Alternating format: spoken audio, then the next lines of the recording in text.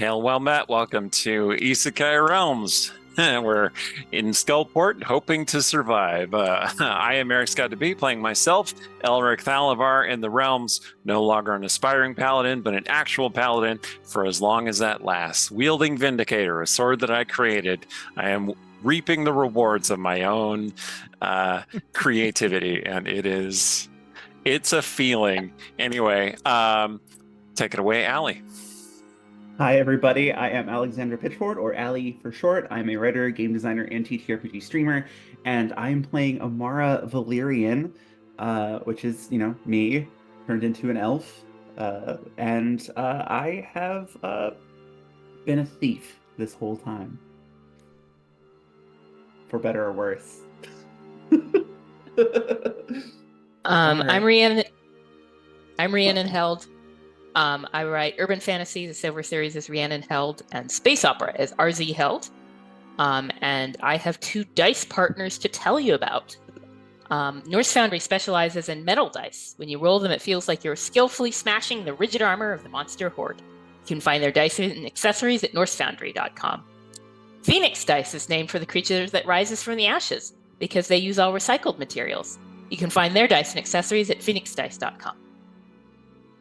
Hello, everybody. I'm Joel Everett. I am playing a version of myself. I'm usually one of your mods in chat under the handle Rumpus Imperator, posting silly polls. But today I am a recently de-dwarfed human playing a fighter. Still working out how I feel about that. Randy? Hey, hi. I'm Randy. I'm playing Randonius Andersonius, something like that. Yeah, I'm a bard and cleric of Finder, and in the game. So that's me. God, there's a Hendersonius added to it now. Oh no. Oh, I think it was like Maximilius. I don't know. There was That's three. been there for a while. Yeah. Oh man. Okay. I'm expecting the Gladiator music to come up every time he says that. Or stirring the theme from the movie Gladiator. Anyway, and I am Chris, aka Chris the Grey, your esteemed dungeon master. And we are about to embark upon episode 8 of book 2 of the Isekai Realms series. And it's funny enough, what is it they say? History doesn't repeat, but it rhymes. In season 1, Episode 7, they entered a fest hall. In Season 2, Episode 8, they fled from a fest hall. In Season 2, Episode 7, they entered a fest hall. In Season 2, Episode 8, what will happen? We shall see.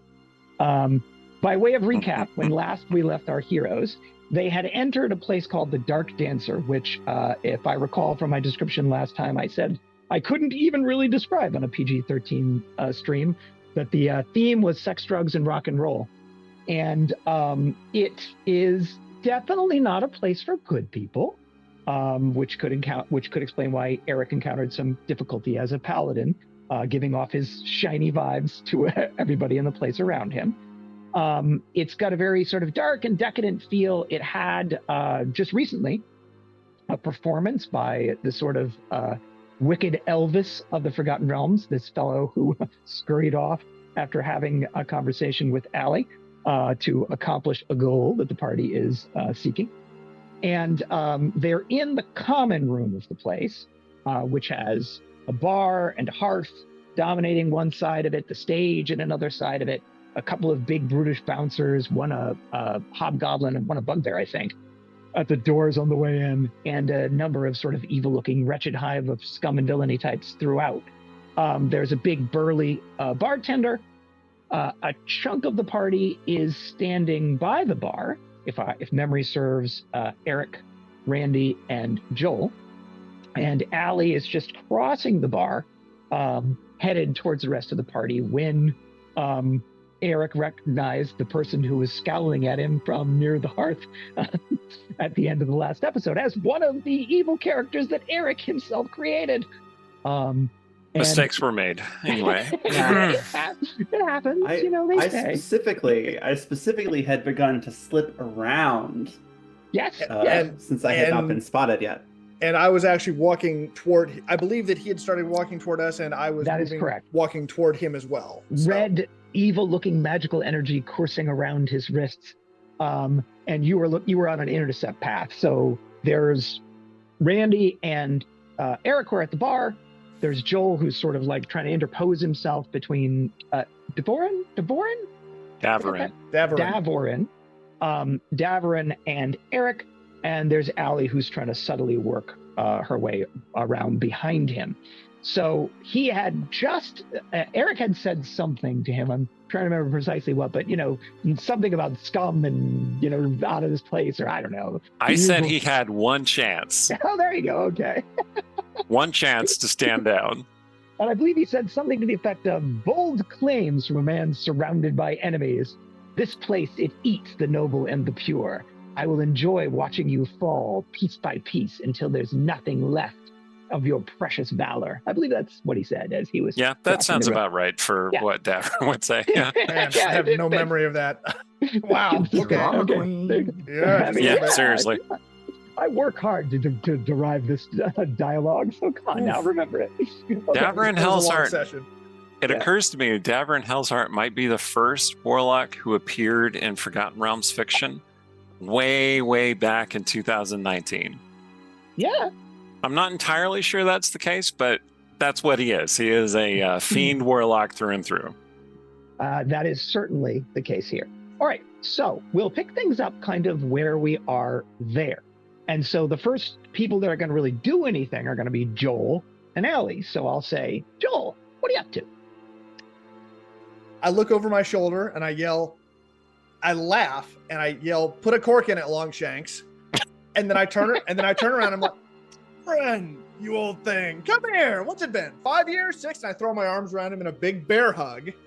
And then I say, evil magic crackling. Okay, so I'm under his arms. He's probably a tall fellow. And then I'm under his arm. And then I say to him in Infernal, okay, stand down, friendlies. Interesting. And that's probably as much as I can get through before Allie has a chance to act. I mean, certainly I would think. So he's coming at you, or he's coming at Eric. You're going to just sort of like get in his face real quick in a way that he's not entirely expecting. Yeah. But seeming to be friendly. He doesn't strike me as the kind of guy who really trusts people a lot. So he'll pivot in your direction when you embrace him. So there'll be a moment of surprise, right? And those of you watching will see his hands headed towards Joel's back. But then you'll start speaking in Infernal, and he'll pause for an instant to at least hear what you have to say. Allie, as that's happening, what are you doing? Well, that kind of derails what I was planning to do. That's very on brand for us. Does it though? Yeah. It is very on brand for you guys. I mean, Or Davoren probably doesn't have a lot of hugs in his life. That's probably why he is the way he is. Maybe this will put him on a whole new path. I can tell you from experience and from firsthand source, that is exactly why Davoren is the way he is. Because he has had no affection or intimacy his entire life. I guess at that stage, I'm going to position myself like the stiletto's coming out. Okay. And I'm going to position myself that I can step in behind. But for the moment, I'm going to see how this plays out because... All right. Do me a favor while you're watching things and roll a 20-sided die for me.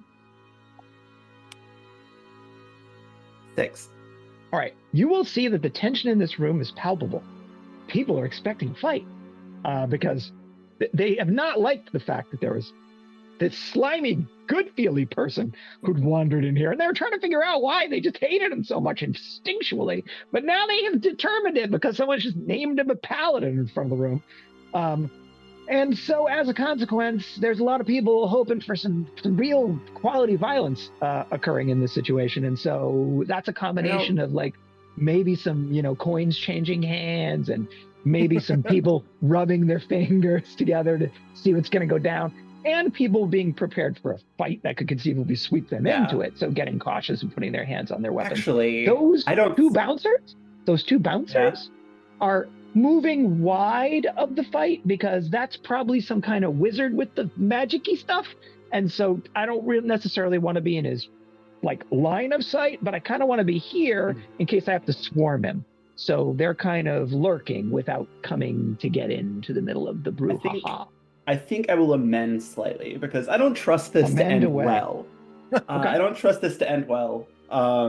So I'm actually going to step in just behind, dagger placed against the like a lower portion in the back, someplace vital. Someplace. What is vital, really? I mean, a kidney or something. Okay, those are important. I agree. And I'm going to lean in a little closer. And I'm going to say, twitch one finger, cast one spell, utter a word that I don't like the sound of. And this dagger, cold iron, mind, is going to drive deep into something you need. All right, that's very Understood? menacing. And So you'll say that. And don't test me, Davoren. Because trust me when I say, wenches tend to be adept at such things. All right, so I would just like to point out, I think we just found out why Davoren immediately hates Illyra at the start of the book. You Wow, look familiar. you're just Have you threatened me before? Yeah. Yeah, you're just creating canon everywhere you go. Okay, so Oh, our boy. boy needs to respond to this whole situation. So that occurred after Joel had spoken what Joel was going to speak. Yeah, I don't even know so- what he said, honestly. Correct. So I'm just like, No, stepping. nobody else. Yeah. I don't. Yeah, unless your In- voice in- translates for you, you Yeah. wouldn't understand what I said. Yeah. Mhm. And so that'll occur, that statement on Joel's part, and Davoren will finish off a statement in response to that statement before you come rolling in and place your stiletto at his back. He'll say to Joel in Infernal, because he speaks it too, "Oh, is that so? And who might you be to claim allegiance to the Lord of the Nine?" And before you have a chance to respond, Allie will come rolling in, place the stiletto in his back, and give that speech. He will chuckle. Hey, Allie, your voice will also chuckle. It seems pleased at what you're up to. They're both chuckling for different reasons, and uncoordinated chuckling. And he will say to you, Joel, in Infernal, one of yours? Regrettably, yes. Back still in Infernal. It's so hard to acquire good health these days. But then I will pull back with my left arm, and so but I'm keeping my listening. right arm around him, and say, "You can call me Imperator," and I will try to illumine the mark, just the pitchfork, red. Okay, so one hand on dude. Yeah, well, backing up enough that he can see my chest. Him, and ideally only him. Just like, check. Okay, here's my credentials. Hell yeah. My badge. Okay. Pretty much. So again, you will do that, giving just a little bit of ground. He doesn't have his hands up or anything like that. They're still crackling with energy behind you, but he hasn't made a move to take action yet. Eric and Randy, please roll a twice-sided die.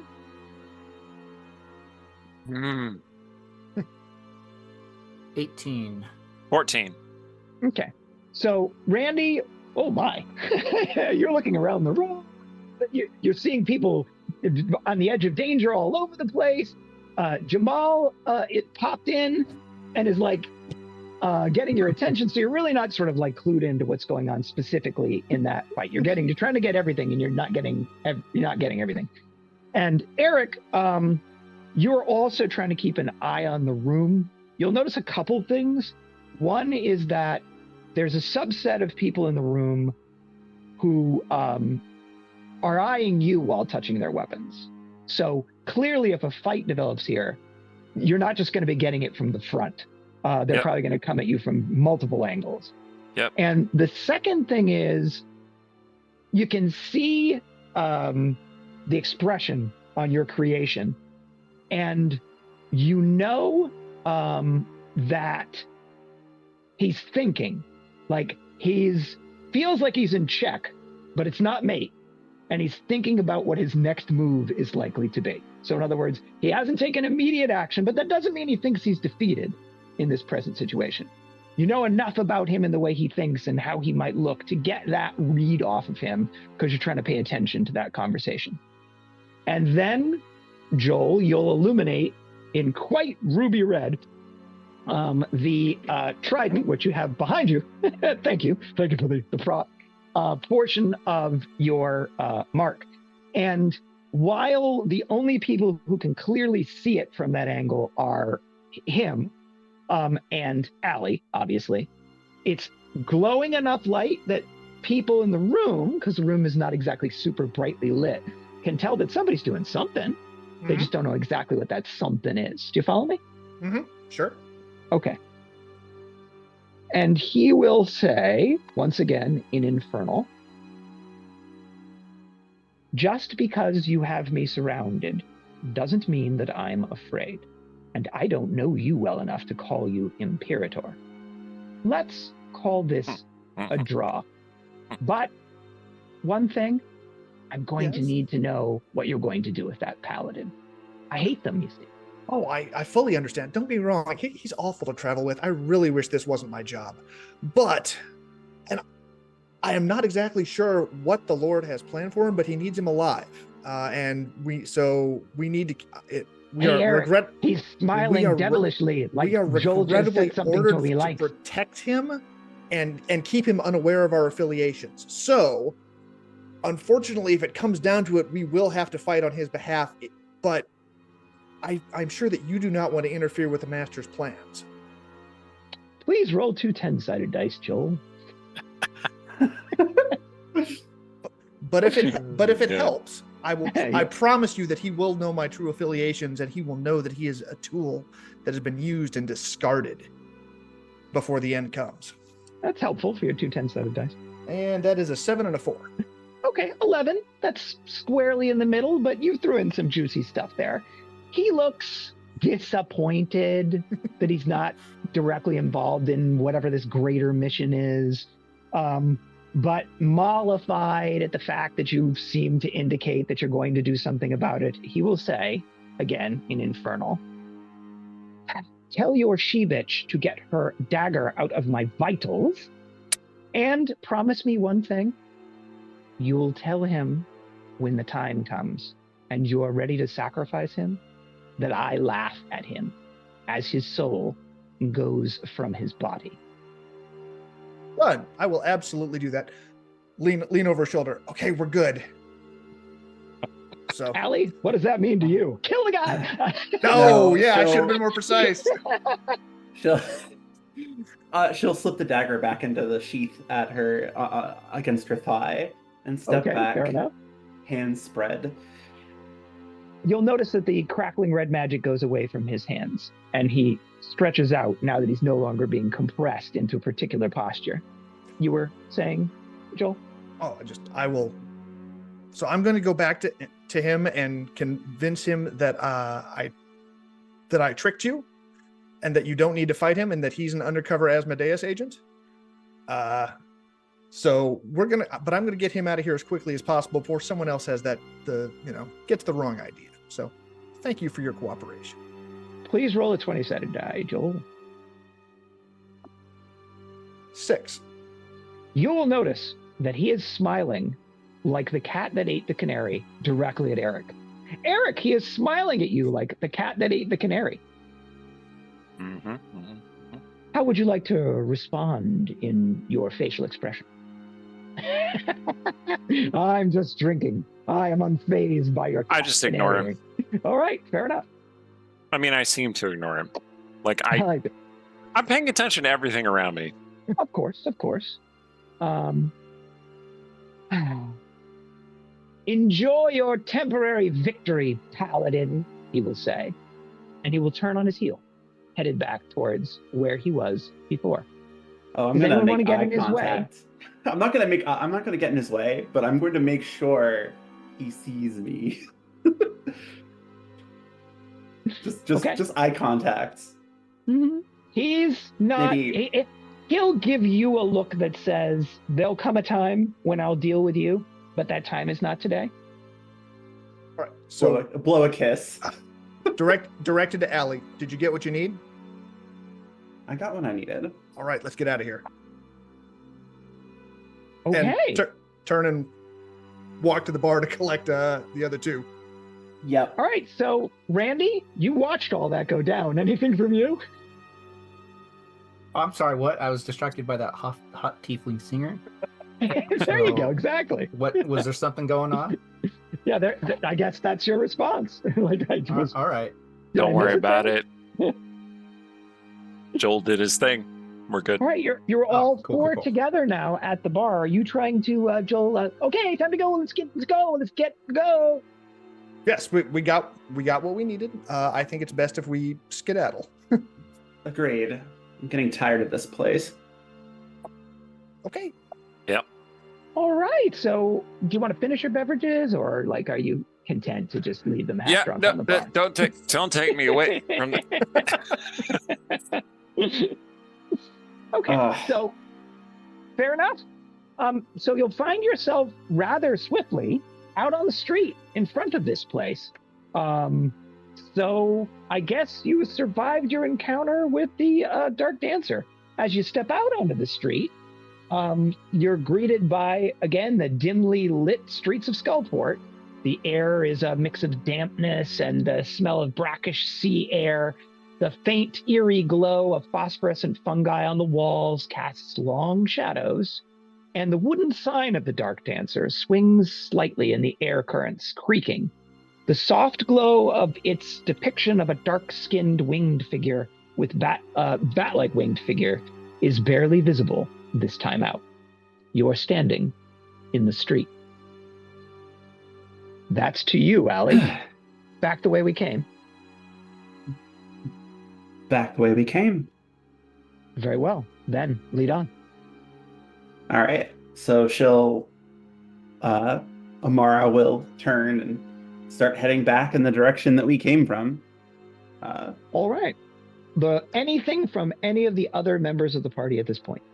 Would it be possible to shift like one street over, because that going back the way we came may not Not be great. exactly the way we came. Yeah. Let's do that. Can we bypass the area where KTG We killed come a back, couple of people? the flaming skulls are just flying there. We're like, oh, how convenient. Do Yeah, you let's- want let's- to ask that question? Yeah. I asked Allie. That's what I'm saying. Yeah, let's I'll even relay that. I was like, I think Okay. maybe we should shift over a street. The skulls might be a problem. The swiftest path is the path we took. I do not know what lies beyond it on other paths, and the skulls have no reason to hunt us, do they? However, if you wish to go another way, What's the worst that could happen if we go down a back alley in Skullport? Yeah. The same thing that can happen on a main street in Skullport. Yeah. Well,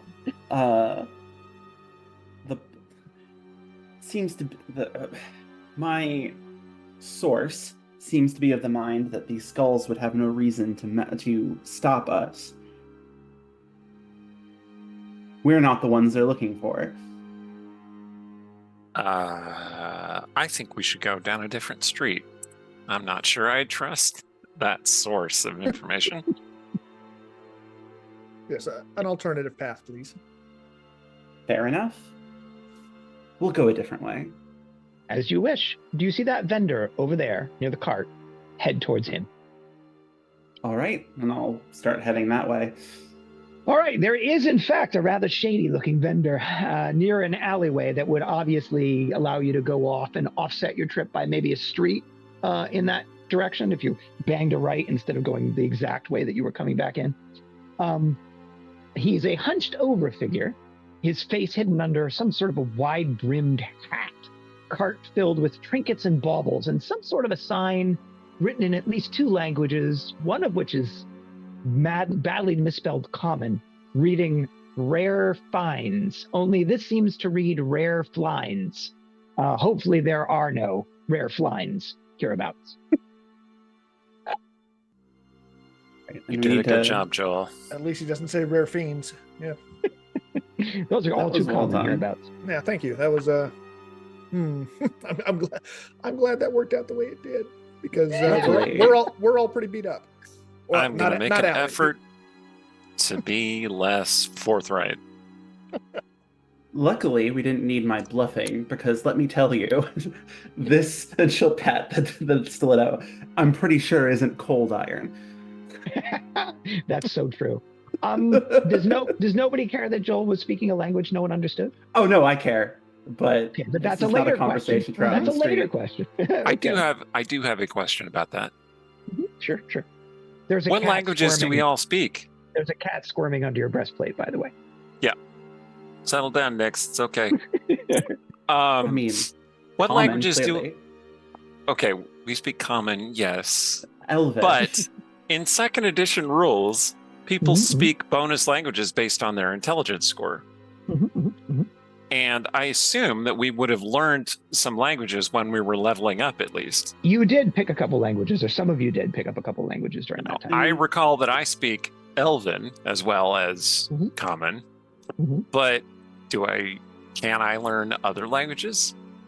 You probably can, but you probably didn't have time to pick up anything else substantive during that time frame. It was a reasonably That's quick fair. set of training. I see. But That's fair. you'll train again soon, I'm sure. See, The way I'm you just guys trying to pick up figure out that's true. how many languages I speak because I'm trying to figure out what my intelligence score is. You're trying I to see backdoor your you. way to your intel score. I Got it. see Okay. you. That's right. That's right. That's right. Oh, Okay. well, Python, if you want me to, which at first seemed useless here because there's no computers, but then I realized there's lizard people and stuff like that. So who knows? yeah, there you go.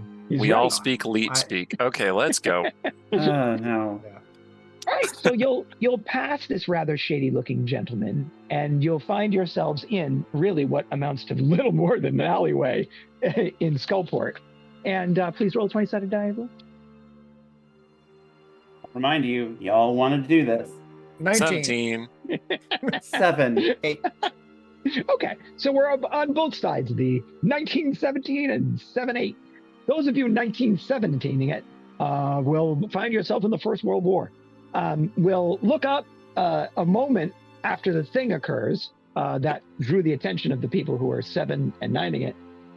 And that is as you were crossing under like a catwalk above you, you know that there's this verticality, to use the phrase that Nate from Dwarven Forge loves so much, in Skullport, where there's all these multiple layers and, you know, chaos and roping and blah, blah, blah above you.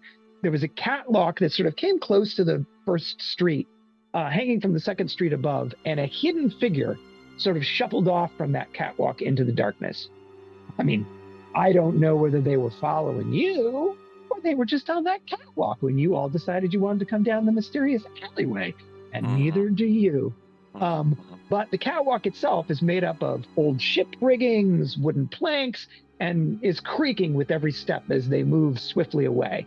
Glowing fungi line its sides, providing just enough light to see that person retreating into the darkness. Anything from our noble heroes? Keep an eye open.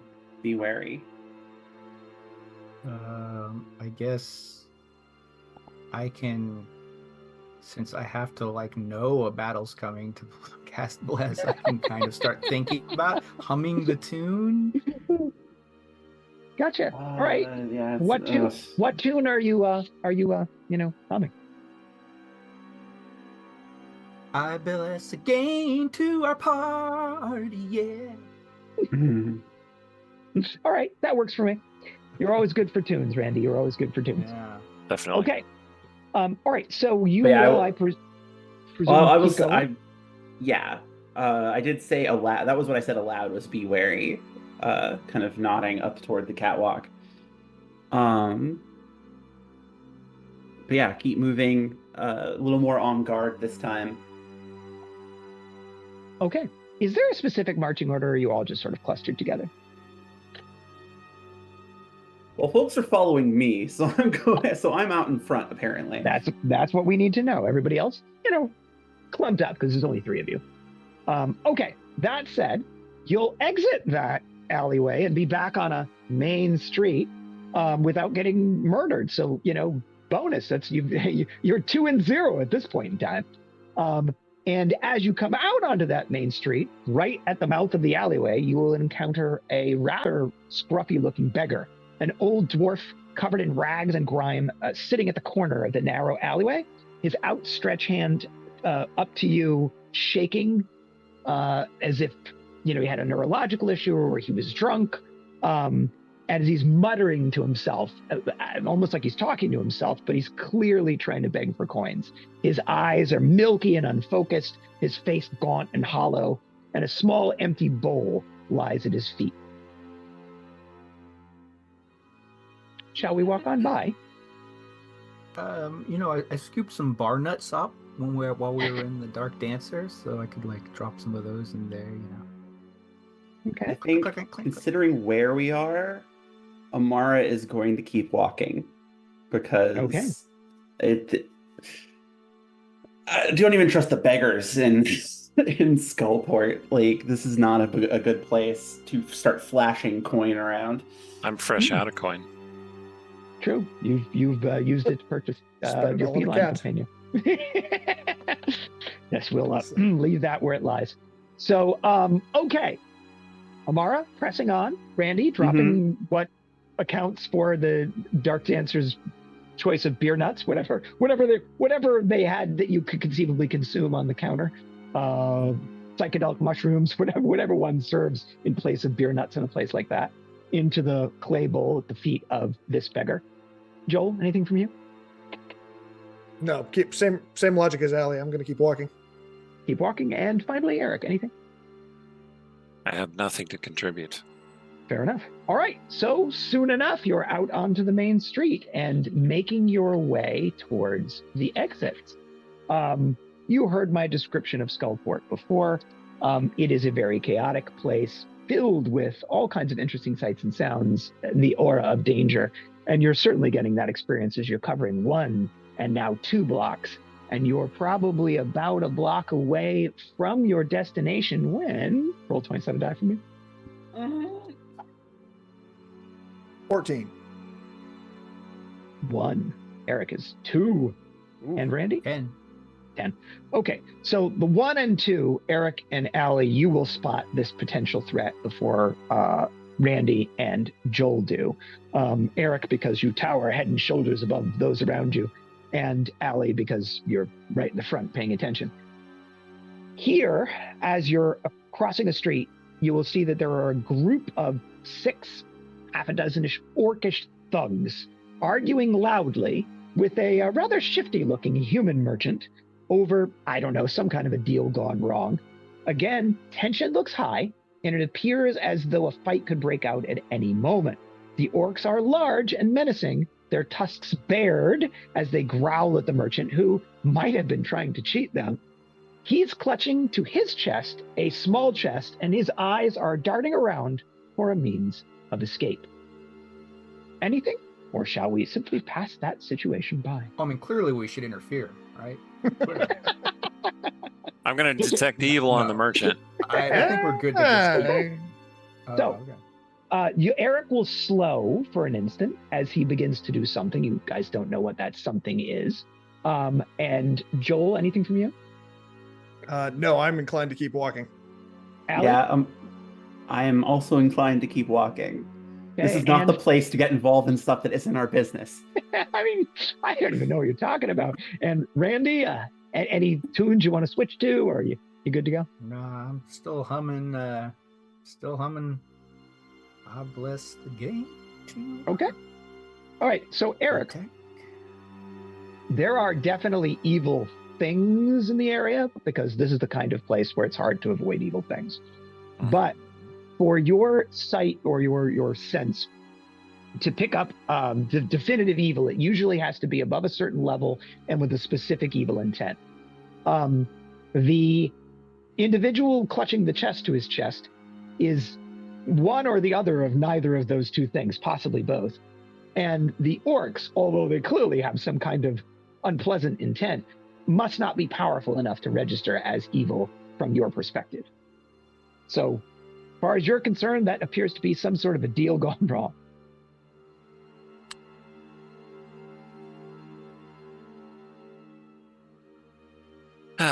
Well, we have a greater cause ahead of us. Fair enough. Eyes forward, moving on. I'm not the Okay. paladin of capitalism. Let's go. Who would that be? Would that be Gotta keep the cat safe. Capitalism does not need a paladin. That's right. Capitalism has plenty of Everybody blackguards.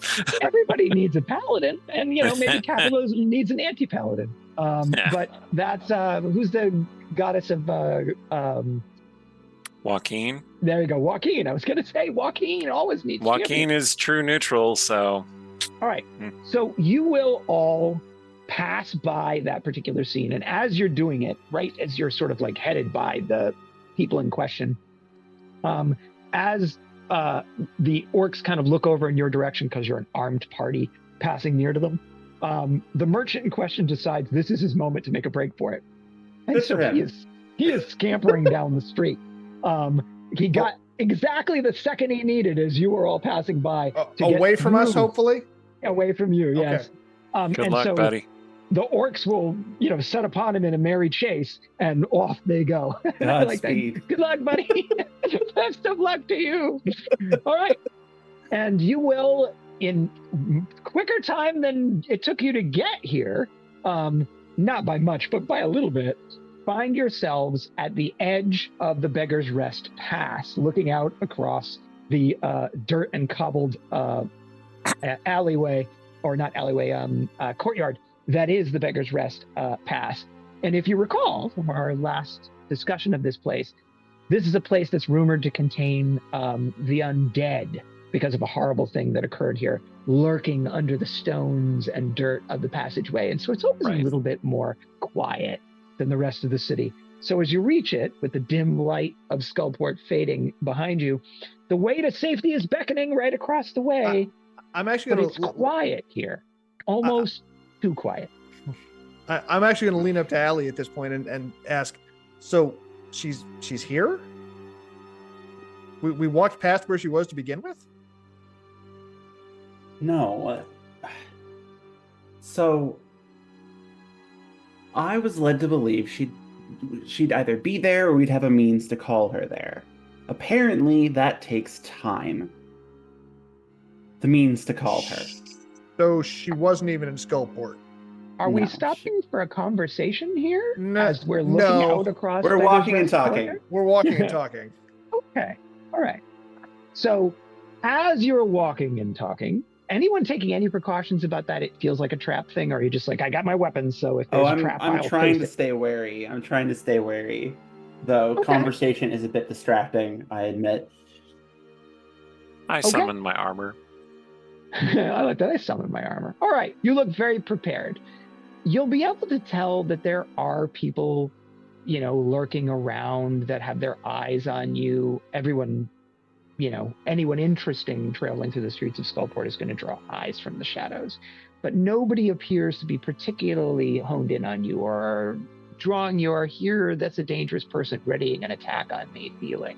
It just feels like it was too easy.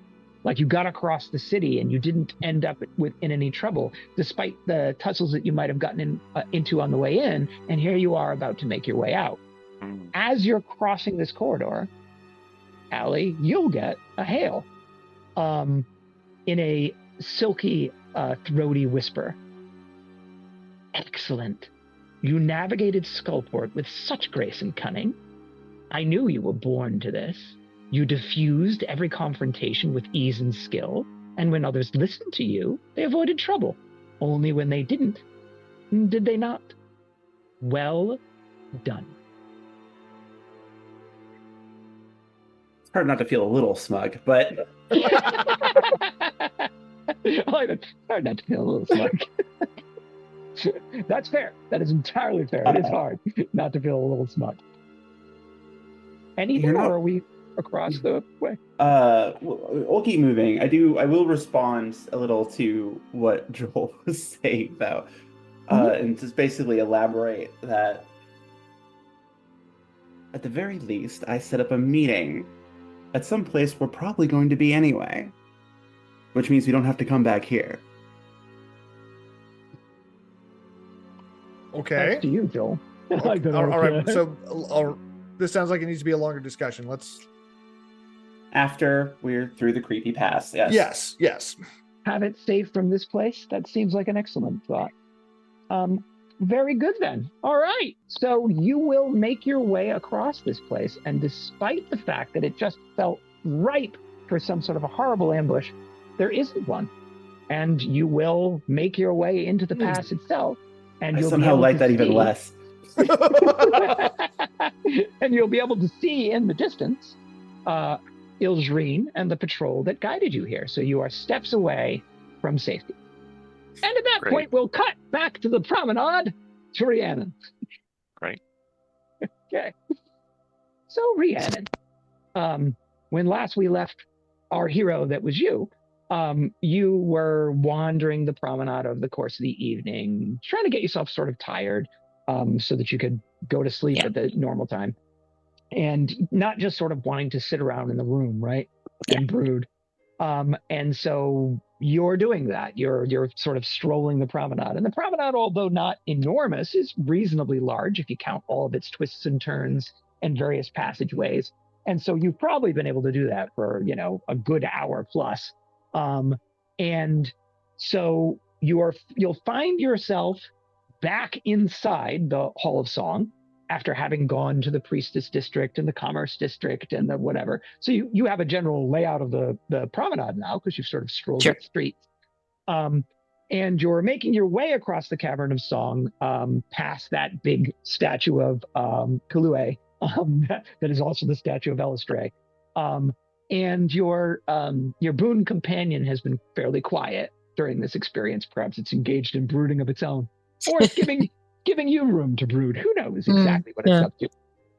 But as you're making your way back across the Cavern of Song, headed back towards your chambers, please roll a 20-sided die. Okay. Well, 18. Okay.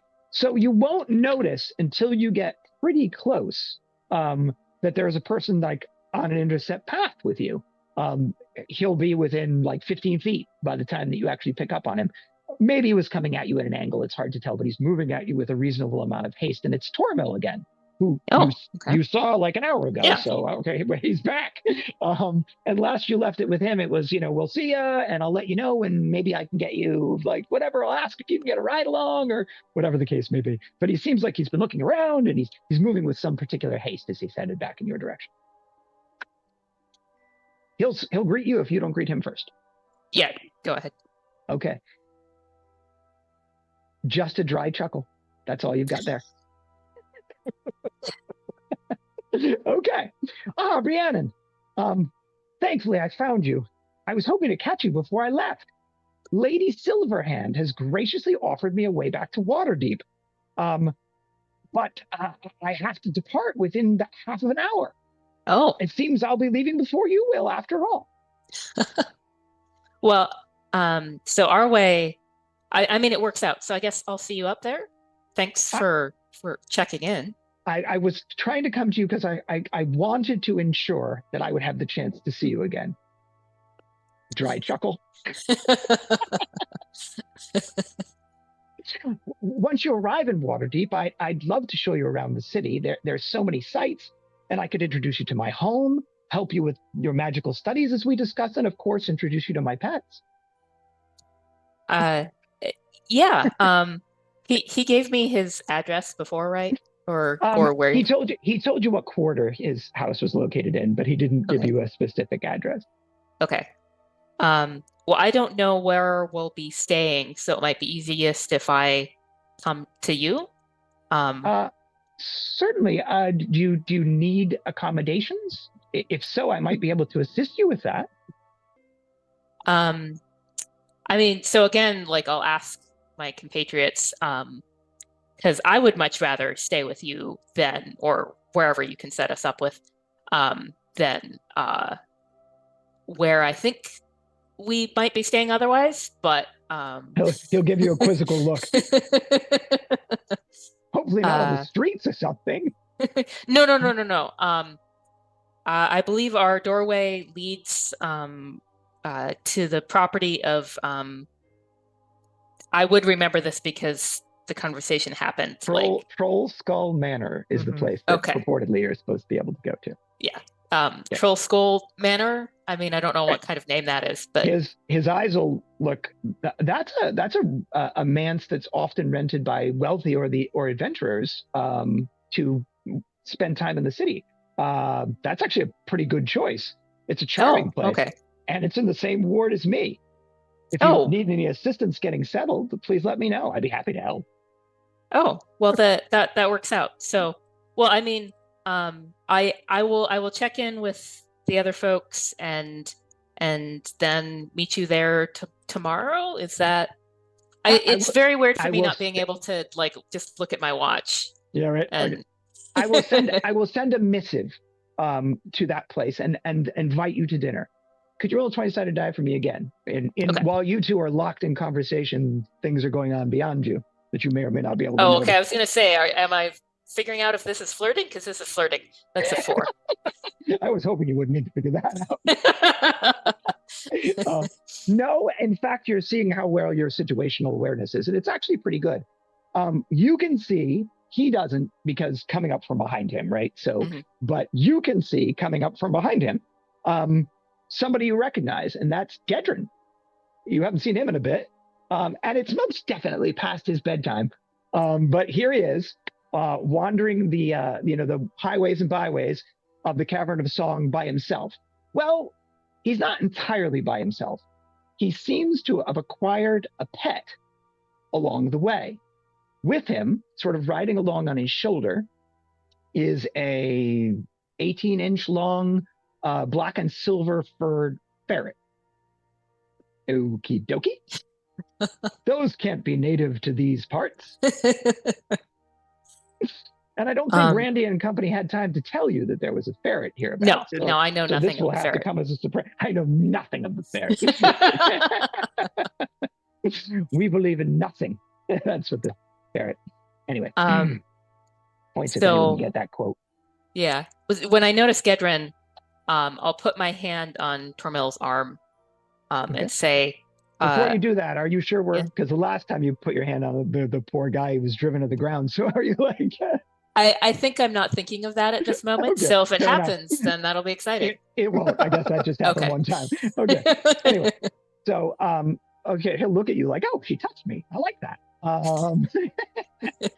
And then you would say, so I think I gotta go deal with this, but I'm really looking forward to dinner. So thank you. And then from there, I think that we'll be better able to sort of orient when we can spend time up in the city. So okay, he seems pleased. Like first he's trying to wonder what this is, so he's sort of looking around and he sees the boy approaching. Then he hears the "I'd very much like to go to dinner," and that makes him happy. And then our lad Gedren just sort of jumps into the conversation in the way that 5-year-old boys are wont to do, and he just rolls up and says, walking right into the middle of the conversation, "Excuse me, Lady Rhiannon." Yes. Wait, where are the others? I don't know. He's turning in the direction of Tormil, who's looking at him like, "Is this your son? What's going on?" I'm Gedren, and this is my friend.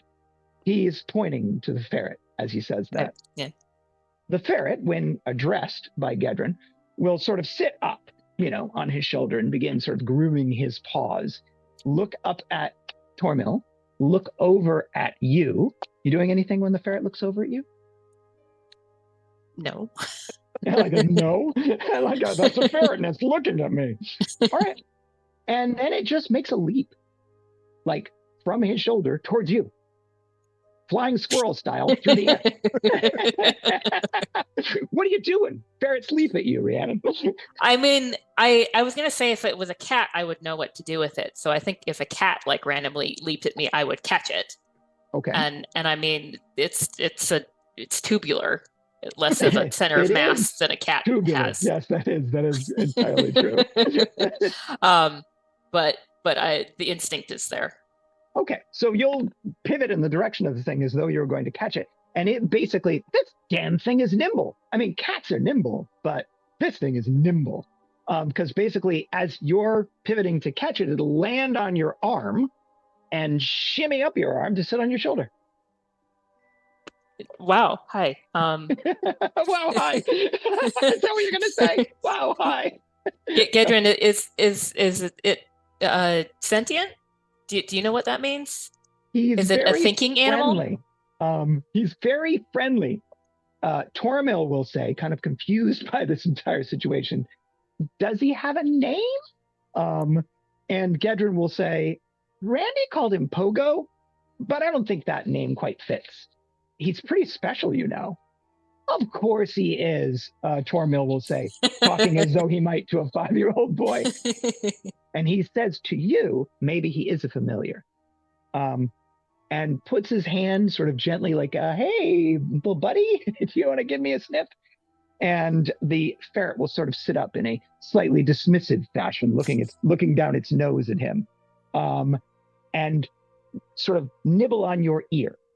This ferret is taking liberties, Rhiannon, taking liberties. That ferret's getting real fresh. All right, so pick up ferret once Okay. teeth of the left ear, and Okay. then move it so that it's here, so I can kind of like hand right under its arms, so that I'm controlling it a little bit better. It will squirm a bit, not like try to get away squirm, but try to reposition itself squirm. You willing to let it reposition itself squirm? I don't got any choice in this matter, apparently. So sure. Okay, let's go with this. And it'll pull that like little baby like up on its belly, cuddling in your arms move, and look up at you with these really sort of curious and intelligent looking green eyes. Trouble, Gedrin will chuckle. I thought wizards found familiars. Like, didn't they call them or something? Isn't there a spell for that? Are we out loud, or is this to the DM? Okay. No, to Tormil. Tormil will say, there is, in fact, a spell of the first circle that allows one to summon a familiar. You're a mystery, little fellow. He could be an animal companion. If he is a wizard's familiar, then the wizard would need to be somewhere hereabouts. Wizards separated from their familiars do not maintain their sentience for long. He's special, Gedrin will say. Of course he is. I don't mean to leave you at this moment, but I was made very clear to me that I needed to. Yes. Please. It happens. People get dragged in. Flee while you can. He'll chuckle at that, sketch a little bow to you and say, my lady, I do hope I'll see you again soon. I'll be waiting for your arrival in Waterdeep. Until then, safe travel. And off he scampers. So leaving you alone with Gedrin and your new friend. Gedrin, so that they've gone off. Where did they tell you to stay? Nobody told me exactly where to stay. I was with Zara, but she was going to put the twins to bed, and so I came to look for you because I knew you were still here, and I wanted you to meet my friend. I think he likes you. He seems to know when people are sad and need someone to care for them. I think he likes you because you're special, just like him. Your heart wounded by that shot. Well, let's go get back to.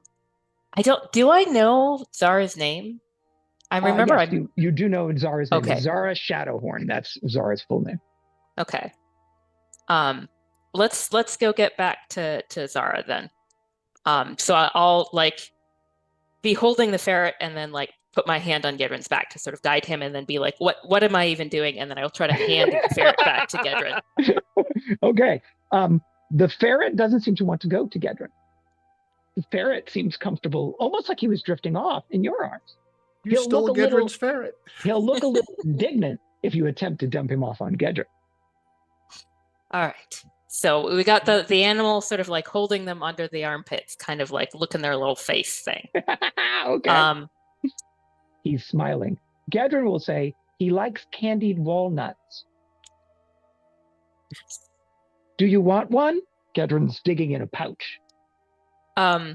hold on for a second. We got to have a conversation. Me and whatever his name is, Pogo. You're right. It's not a very Pogo sort of name. When he's ready, he'll tell us. I need to ask you some things about where you found all this out. But okay. So unnamed ferret. Unnamed ferret number 3. No biting, okay? Me or my stuff or other people, unless they're attacking me or my friends, okay? Please roll a 20-sided die. That's 20. Okay, so Rhiannon, this is a ferret. So you're pretty sure that you can't. How do you tell a facial expression on a ferret? But if ferrets had facial expressions, this facial expression would be indignance. You're probably just imagining that, though. That is so good. All right, I will take the walnut from Gedren and hand it to the ferret. Then the ferret can The wall sticky with some stuff because it was sitting in a pouch that Gedren had, which she's probably collected all kinds of shiny objects in over the course of the day. But you can easily just brush that right off and offer it to your ferret friend. And then he can ride on the shoulder. Hopefully, like he can sort of like drape, kind of like a stole or something. If you place him in that way, he will get himself that way. He'll feel his little claws dig in as he gets himself comfortable and, make sure he's not going to just fall off. Yeah. But he'll find himself a way to be reasonably comfortable quick enough. And if you give him the walnut, he'll greedily acquire it and then slowly consume it. Almost like he's savoring it. Okay. And then your friend is back. Chuckling again, same dry chuckle. Well, it would seem you have no shortage of eager male suitors. Barking little laugh. And I thought this stroll would be boring. Although I'm sure it's much less interesting than whatever your compatriots are up to in Skullport. Yeah. I'm gonna get Gedren back, and then hopefully they'll be back, because it's not gonna do much good for me to just sort of randomly go in search of them. So once more, we are of one mind. And we will cut back to our friends just emerging from Skullport. Allie, you're in the lead, so Ilzreen will come upon you, and you will come upon Ilzreen before anybody else. And she will say to you, mission successful? You are on mute. As successful as it could be. Excellent. And you're all here with all of your fingers and toes intact? Yes. In fact, we seem to have acquired a new passenger. She'll kind of look back at Elric. Okay. Just rubbing Nix's forehead. That's a wary, okay. All right. Much better than I was expecting from how you put that. Then let's get ourselves out of here, shall we? Can I expect that there will be a horde of slavering demons pouring down this hallway in pursuit? Or are we likely to be able to get back to the promenade more directly? I think we should be able to get back more directly. I don't think we have to worry about any slavering demons. All right. She'll nod to two of the drow in her group of 5, and they will move beyond you to sort of form a rear guard that's at least 100 feet trailing behind all of you. And then she'll move you all along to get you on the path back to the promenade. Would you like to try? Knows about the slavering demons. Those could appear at any time. They come from everywhere, especially in this game. Were you going to say something, Joel? No. Okay, I thought you were going to say something. All right. So then, without too much delay, because you're taking a more or less direct path, you've left a couple of people in your wake to throw off any pursuers. There were apparently none. You'll find yourself back at the promenade, and by a twist of fate, you will actually arrive back in the room before Rhiannon gets there. Oh. Ilzreen will, once you're inside, pass you off to go back to your rooms on your own and indicate that she's going to go report to the remainder of the protectors. Thank you for the guidance. You're welcome. You have done us a service, and we will do services for you whenever we can in return. And so now it's all of you. Zara is just leaving the room, looking pretty sleepy herself, and will indicate that she's put the twins to bed, but that Gedrin went off in pursuit of Rhiannon somewhere within the Cavern of Song and should probably be back sometime soon. All right. I'm sorry. You let Gedrin wander off? Right. I let him wander off, you say. Well, yes. No, be specific. What happened exactly? Yeah, please, yes. He indicated to me that Rhiannon was missing. I indicated to him that Rhiannon wasn't so much missing as she was probably, no doubt, somewhere within the area. He indicated to me that it was his responsibility to find her because that's what his father would want him to do. She's looking at you, Eric. Okay. Okay. Yeah. And Continue. I made sure that there was someone that was trailing him till he got to the Cavern of Song to make sure he didn't get himself to any trouble. Is it normal to allow within the Promenade to allow children his age to wander around? He's fairly precocious for his age, but this place is safe if that's what you're asking. Okay. Again, it was watch him or watch them. You probably would have gotten some extra points if you'd sneaked away, but thank you for the report. Okay. Yes, thank you. She'll nod and say, I will see you in the morning then. Okay. And off she goes. You're alone in the room, the four of you, for a moment. Do you wish to have any kind of conversation before Rhiannon shows up? If not, we will take our first break. I think there were some conversations that needed to be had. But I think that, the ones I'm thinking of we'd wait for Rhiannon, unless there's something a conversation you want to have without her. Not especially. I mean, Amara, as she's leaving, Amara is going to comment, honestly, considering she had him tailed, I think that went about as well as it could have gone. Yeah, that she had somebody else watch him, I feel better now. Slightly. I wish to apologize, in brief, for my actions in the Dark Dancer. I should have trusted you to handle the situation, and I will in the future. What you tried was not a bad idea. No. Yeah. I should have remembered that this system does not have intimidation as a skill. Oh my god. But you know what? It worked. Don't worry about it. It worked out okay. In the Dark Dancer stays in the Dark Dancer, Randy. Yeah, and that's partly also on me for not saying something to you like, "Hey, I got an idea. Let me try something," before I started walking. So maybe we should work out a signal, or just say like, "I got this," or something like that. We can utilize the mind connection, but if we're unable to touch each other, what should our signal be?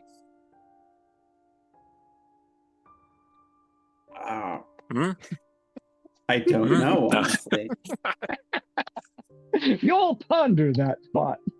How about... No. Finger guns? Elric. Quit while you're behind. Yeah, fair enough. Anyway, we should think on it. We should think on it. It's not a bad plan. Having some kind of signal we can use. I think. Thank you for admitting that I didn't come up with a terrible plan. Why do you have to phrase it like that? No reason. I'm giving you credit. Take it. I appreciate it. I will take it. All right. Well, I think we managed that fairly adeptly. I mean, between whatever Joel was saying and whatever language that was, which was a surprise to me. It's one of the fiendish languages, right? It sounded that way. Yes. The kind of language that hurts your ears. Just a little bit, yeah. It felt a little weird coming out of the throat too. Rough in the throat. Yeah, singing death metal. I didn't enjoy that. Yeah, I hope to not use that again. Where did you pick that up exactly? That I picked that up. Okay, hang on. And at this point, the telepathic link, so I don't have to refer to him out loud. and say that that was during our training. Okay. And, Oh, and what you're on possessed the- you to Remember You're on the learn? sneaky sneak. Remember when I was taking those language lessons? Mhm. Yeah. What possessed you to learn infernal of all things? What literally possessed you to? Because if something literally possessed you, we better do something about that. Well, given the symbols that make up our chest, I thought that learning the language of, I don't think Helm particularly has a language associated with him, but It's mostly grunts and like monosyllabic expressions of distaste, I think. learning High Netherese would allow me to potentially communicate with anybody who's associated with Aminator, and the ability to understand what devils are saying could be useful. Okay. And it's also kind of hard There to you go, being strategic and thoughtful again, Joel. Kinda- Yeah, Makes it's sense. well considered. Well, what did you think of my little display?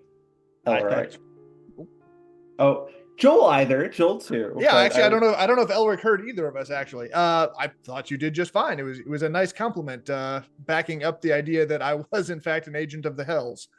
To like, Bad So it cop. worked out. Worst cop. yes, pretty Is much. that what you told him? Yes. I well, not actually. No, I don't think I said anything that would trip a lie detection spell.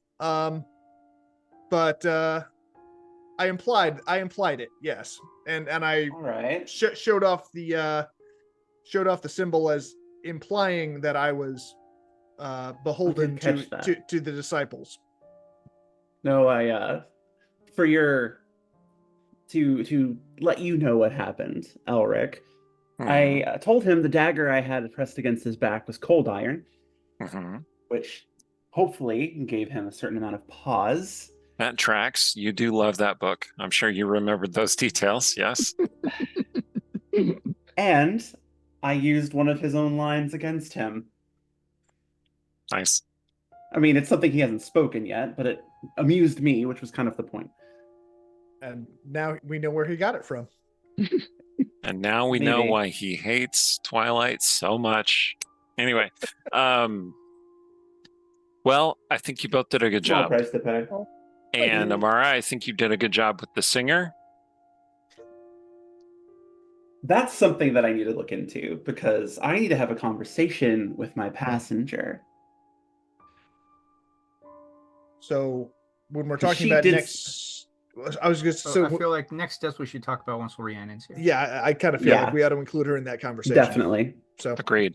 I hope she's well. Wait. Are the babies here, or does Zara have the babies? Okay, I'm sneezing. still Or they decided to the wander babies, off on making their sure own they're too. all- The babies have started walking, which you realize because they're not here. They're actually doing a patrol a quarter mile out from the Promenade. Someone gave them really Sounds about right. They grow up so fast. proportionally sized lances. They just Just baby-sized Elder's Blast. Just So, like, pew, pew, pew. 4 days old. Anyway, okay, I think we're probably good for a break. Yeah. I think Yeah. so. All right. All Okay. right. So we shall take our first break of the evening, and we will return when everyone is back together again. See you shortly. All right, don't go away. And we're back. And we are back. And so, when last we left our heroes, right before the break, Rhiannon was about to arrive back at the room with Gedrin and a sleeping ferret. And Rhiannon, as you're approaching the door to the chambers that you have all been given as sort of a guest room here at the Promenade, you'll actually hear voices on the opposite side of the door that will indicate that your companions have apparently survived Skullport, at least some of them. And so you can expect when that door opens that they'll be in there. So would you care to open it? Oh, yep. All right. Open it up. All right. Gedrin will come running at your knees, Eric. I pat him on the head. Okay. How are Good things? lad, sticking to your responsibilities. I brought her back. Eric. How are things in Skullport? Don't encourage. However, I kneel down next to him. You can't just leave when we're leaving you to be safe somewhere. I have the dagger that you gave me. Yes. However, I need you to remain safe, all right? If we tell you to stay somewhere, please do so. He's pointing in the direction of the ferret. A friend. Yeah, will what? admit- I look at Rhiannon for a cue about what to say about that. I'll look at Eric. What? I'll go, he had a friend, Elric. The ferret is snoozing, literally snoozing around your shoulder. Does the cat react? The cat will poke its head up, right? And try and figure out what the heck is going on in here. And it will mewl weakly. Perhaps that cat hasn't been fed in a while, Eric. We should get the cat some food. We should get the cat some food. What's that? Gedrin will say. And Rhiannon will say it. You can see it right on her face. This is Nyx. We Hello, rescued Nyx. her. It's suddenly animals. Whose is this one? That remains to be seen. So we think it might be a familiar. Yeah, I got It's very that. familiar. Oh, okay. Wait, is it your familiar? First, but I guess. Well, I'm gonna yours. take it off and try to give it still sleeping to Randy. All right. This so will totally work. Yeah, so you will take it off. Why don't you roll a 20-sided die, Rhiannon, and you roll a 20-sided die, Randy? Gedrin is attempting to play with your cat, Eric. Be very gentle. She's rolled a quite 20. weak. Okay, so Randy won't notice a thing. Rhiannon? Yeah. I got a 4. Okay, and you're on the opposite sides of the spectrum. Yeah. So the ferret isn't asleep. It will open one eye as you're handing it over, but it's pretending to be, for what that's worth. And you will hand it over to Randy. Randy, that ferret's asleep. Okay. Okay. So you'll Nuzzle put him its up here. under its chin. Okay. Yes, that cat's looking rough, Eric. Do you really not want a Is the cat companion? injured, or is the cat just Yeah. weakened from lack of food? Weakened from lack of food, infested with fleas. It's not, And This is now a- so are you. Are fleas considered a disease? Oh no, but they carry them sometimes. Okay, well, I'm immune to diseases, so You're just gonna There be you go. itchy. But not bites. But not fleases. okay. Well, Diseases. I have a certain Kitty. degree of experience cleaning a cat. So let's, Gedrin, I believe Nyx needs a bath and a meal. Put them in together. I'm sure that'll go well. Not in my experience. Do you want me to try to go get something? It's. I think everyone's asleep, but there will be guards. No, And I have my dagger. I want you to stay here. Oh, okay. I will watch it. No, I'm going to take the cat. And you know what? Just stay here. It's fine. Okay. Or Okay, yeah, I put he Nyx doesn't- back in my Okay. coat for a minute. Okay.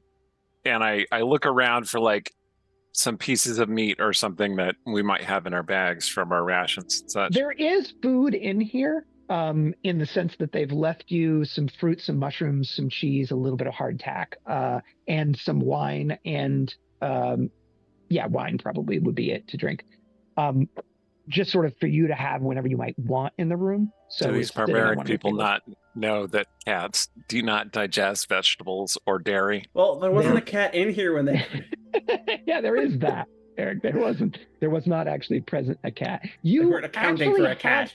You have seen cats here at the Promenade. There've been two or Right. three of them that you've seen sort of lurking in the shadows of the Promenade. So there are cats here, Right. but not in your room, not when you left. Okay, well, I would like to take care of the cat, but I know we have stuff to discuss, so let's do that. Okay. Yeah, good idea. If there's somebody outside who I can ask for a thing, There are guards nearby, so if you poke your head out and look down the hallway a bit, you can flag down a guard. hail and well met. I require food for this starving kitten that I rescued on my latest quest. I'm sure you Okay. understand. The female drow, because she's female drow, will look at the cat like, "Oh my, I think that has fleas," and say, "I think Also, it soap might, and a basin of water if possible. yes, require a bath, but I will fetch some food and something to wash it up with. You may wish. Where have you been keeping it?" Do not worry. As you wish. Hey, Wor- Eric, worry. you know how when people tell you you might have an itchy thing, suddenly you're feeling like you have itchy things? You're feeling like you have itchy things. Yeah. Okay. Close the door again. All right, fair enough. All right. All right, so they're working on that problem. They're working on that problem. So we Leaving have you all alone. a conversation we need to have. We have several conversations that I'm sure we need to have. But So many conversations. Real quick, before we do that, I would like to reach out. Where's the ferret right now? Ferret's sleeping with Randy. Well, Okay, not literally, but yeah. I would like to reach out, put a hand on the ferret, and try to talk to it through the link, Oh, Okay. and just say, What do you want to say? "Hello, can you hear me?" Maybe try again when he's awake. Okay. All right. Okay. Well, that's right. Well, okay. I don't know if I know he's awake. All righty then. so Gedrin had this thing. Sorry, I much bigger problems and everything, but like ferret. Yes. And Deirdre said it was special, and did it like show up at the door? I'm looking at Joel because he seemed like he Had some sort of a clue. Yeah. Shoot, I'm trying to remember now. Zara was the person who introduced you to the ferret. That's right. She had him, and then he took to Gedrin, and then took to Randy, and then apparently now he's taking to you. Okay. He's a fickle little guy. She said she fished him out of the Sorgath a couple of days ago. That's right. Um, Okay.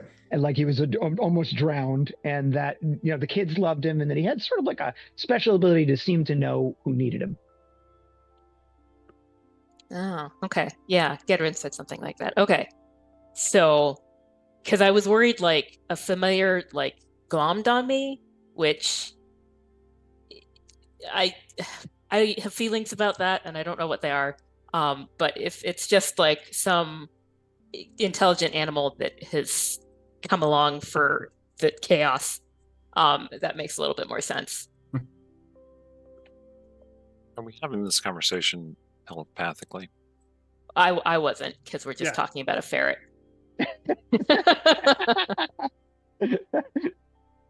Okay. Now This we are. ferret could be a familiar, but someone else's familiar. It could be spying on us, for all we know. But don't they need to stay close or something? Not necessarily.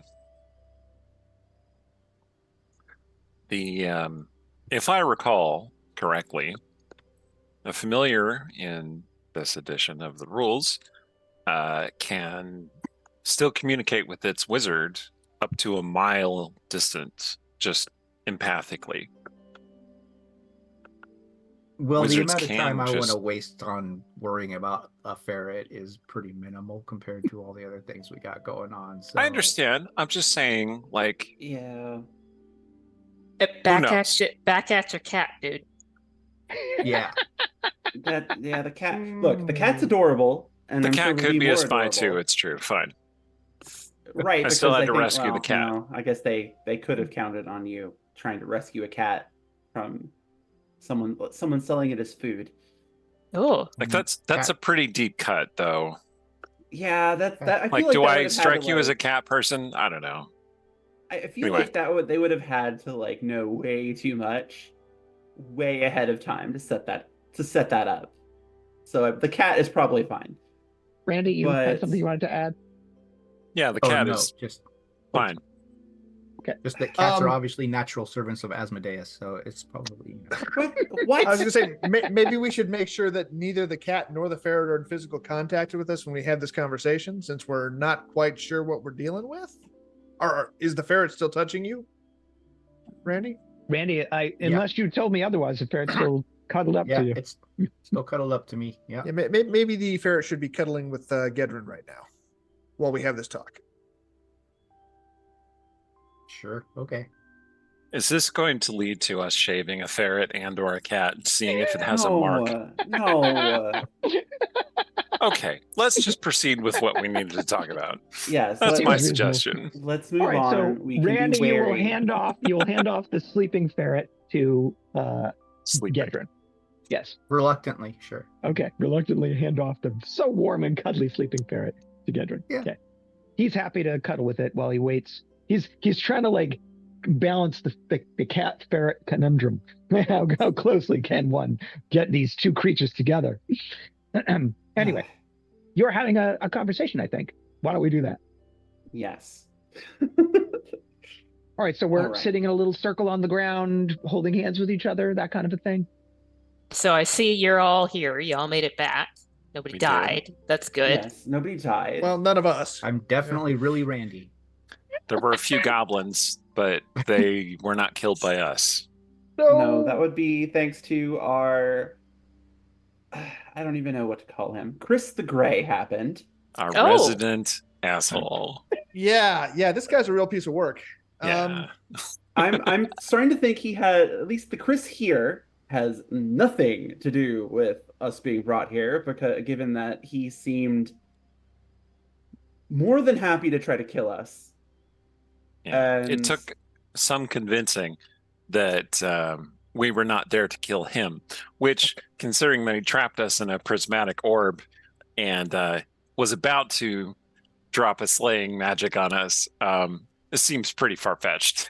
So, But that does imply that there are people from Earth here who want to kill him. I'm of a mind that maybe we should go find those people potentially. rather than meet him.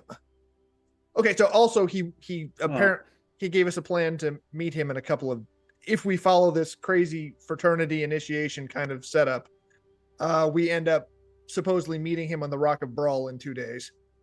It does seem kind of like happens. an extra planar hazing ritual kind of. Yeah.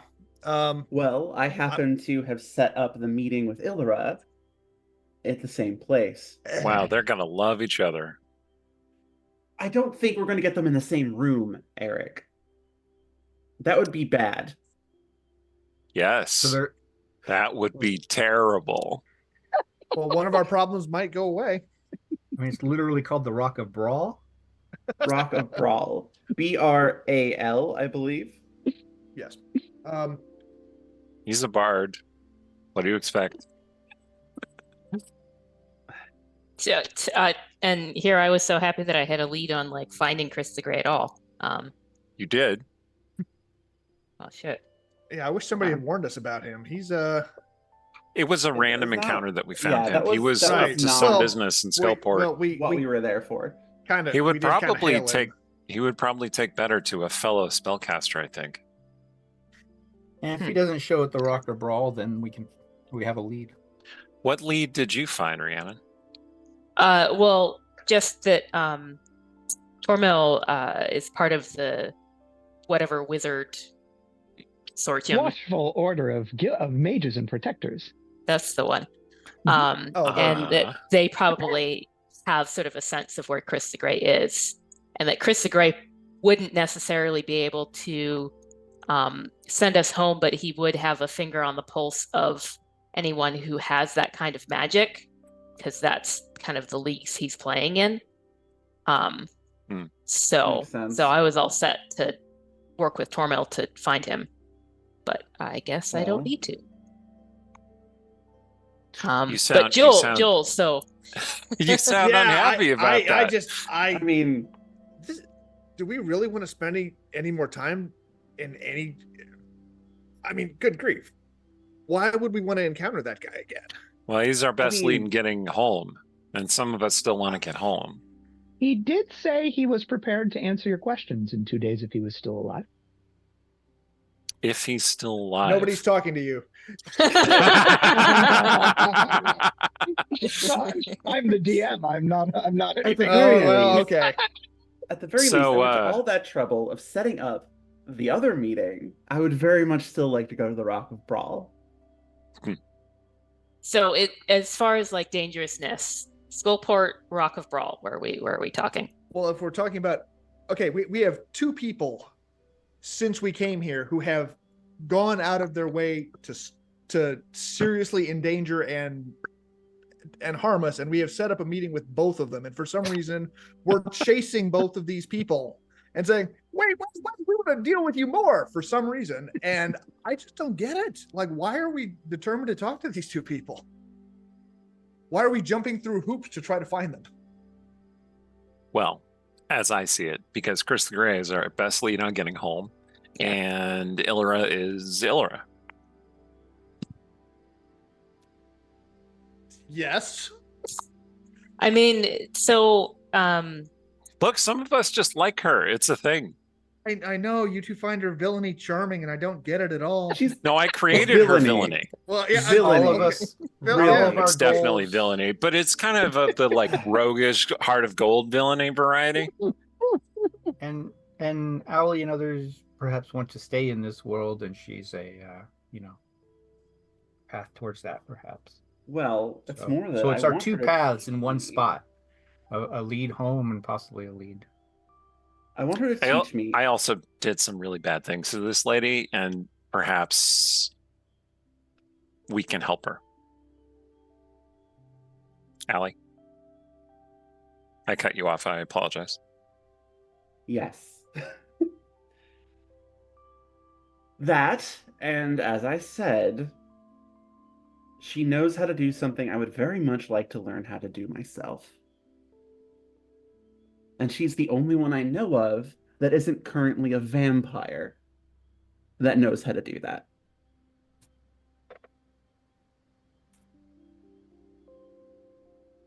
She means shadow dancing. That's what she's talking about. Yeah. I mean, we're in the 3E era now.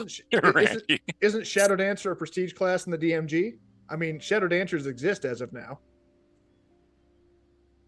I mean, she's not we the would only still one. have to. No, But she's the only one we know of. Only one we know of. The only one we know of, and I feel like we might be able to change things for the better. There's some shit she's going to go through that she doesn't deserve to go through. Terrible things. I want to try to stop that. Can we, though? I'm going to try. Is it affixed in ink in the... We don't know how this works.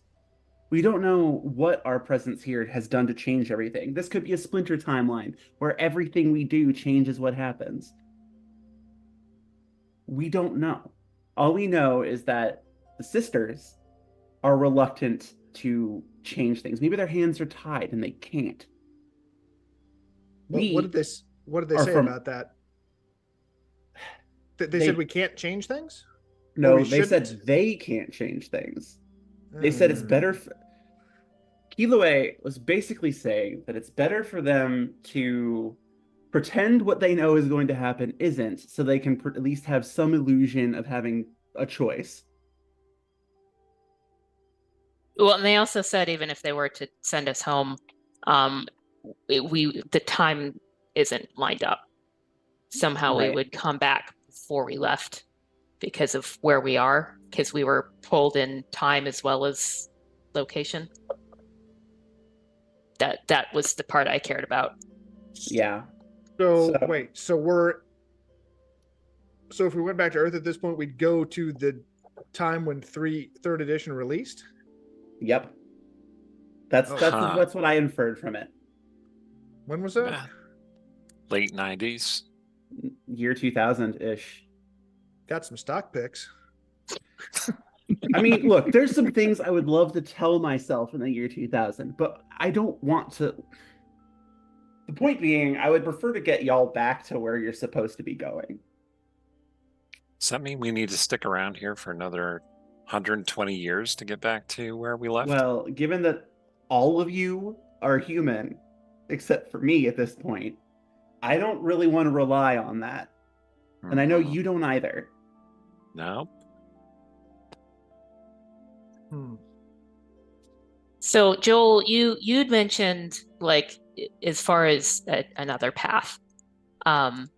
If Chris is running from somebody, must be a heavy hitter magic wise, so we go after that somebody. Is that the that is, but we really don't have any idea who they are other than the fact that they're from Earth. And so did the sister say anything about being able to knowing anything about where the people from Earth were? I don't think we The just sisters specifically talked indicated about that there were numerous people from Earth Right. in the Forgotten Realms, but they didn't give you a path to any of them. Could we maybe go ask them? Well, I am not suspecting that will result in anything. It is the sisters. I don't think we're gonna get a straight answer there. Is Like, the they're- sorry is and I missed, is the Rock of Brawl a thing where we have to access from down here, or is that after we go to Waterdeep then we go to the Rock of Brawl? From the directions we were given, I think we have to go topside. Okay. So you folks also said something about like the ritual or whatever to get up there. What does that entail? Steps, hazing to get up to the Rock of Brawl? Oh, what? Sorry. Yes, what Chris the Grey said. What were the steps again? He indicated to you that you needed to seek out a shrine to Sylvanus located outside of the city of Waterdeep and say a particular phrase and give a particular generous donation to the people that were keeping it, and that you were to then look for someone whose name he gave you, who he said was the captain of a ship.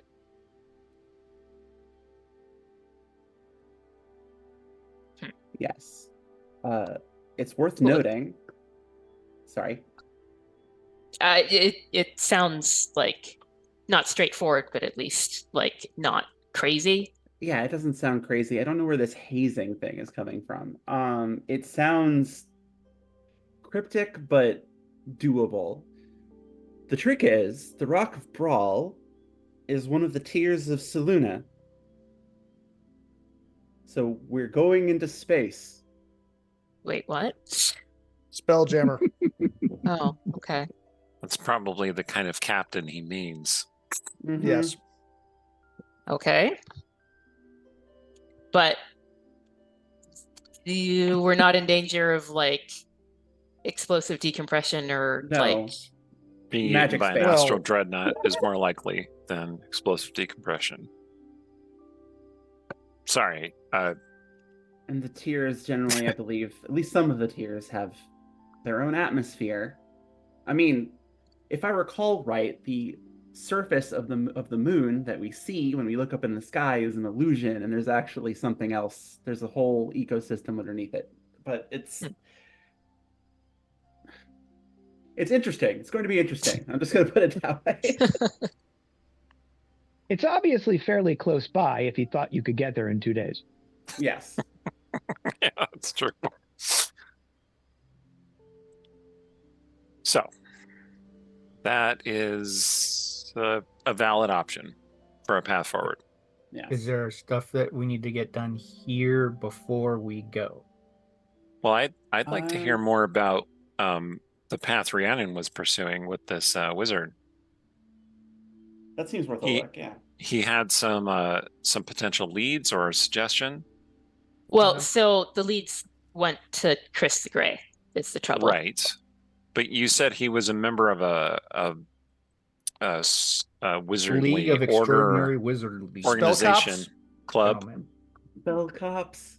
Isn't And that he what they are? The seems- Watchful Order? They're the spell cops of Waterdeep, right? I mean, I'm not down Yeah, with think- more or spell less. cops, but More No, or so- less. I mean, Tormal's in the Adventurers Guild, but okay. because he's an adventurer, but so he's not a spell cop. I hope. Like, ugh. Spell cop. And he It- seems very friendly. Yeah. Well, we Yeah. rescued him. Remember? Yes, This I is the guy do. we rescued. I do. I recall. cost a lot apparently. Yeah, he was adventuring down here, and we chased off the people who were after him. So, and then he was stuck down here, but he already went back up. I was gonna offer to let him use our door, or I did offer that, but he doesn't need it. So I'm gonna look him up when we get up there, because he can like get us hooked up with supplies and stuff in Waterdeep, because that's where he lives when he's not adventuring. He sorry, offered to help us. We have a door. What? Okay. Oh, Yes, yeah. So Kahlua Rum, like, or No, maybe it was her God. sister. Kilue and Laeral offered to connect a doorway in the Promenade to a doorway in a place called Troll Skull Manor up in Waterdeep, and that we are welcome to use Troll Skull Manor for as long as we wished. Okay. Is there any? What? Oh, wow. All right. I'm not going to look a gift house in the mouth. Is it haunted yet? I don't think so. I think that happens later. Does it have the gelatinous cube trash disposal? I mean, it's got a very cheery name. You got to say that for it. Yeah. And a bar in the basement? Am I thinking of the right place? The bar was the main floor. The bar was the first floor. But no, But it is that place. Okay. It is that place, yes. I think that the haunting happens later in like less than a century, but still close to it. Okay, so we have a portal up to Waterdeep and a place to crash. And we're welcome to come and go as we please. I mean, I think we should go up and I'm in agreement. And then like we can continue to sort of, I mean, I know what I'm inclined to suggest we do, but I could also go that direction on my own, not to split the party, but we have different goals, so. As long as we wouldn't be intruding. Intruding? On? Well, if you set up, you seem to have kind of a vibe with Tormal, and I don't want to. Elric? I don't want to intrude. No, no, I don't want to interfere with this in any way.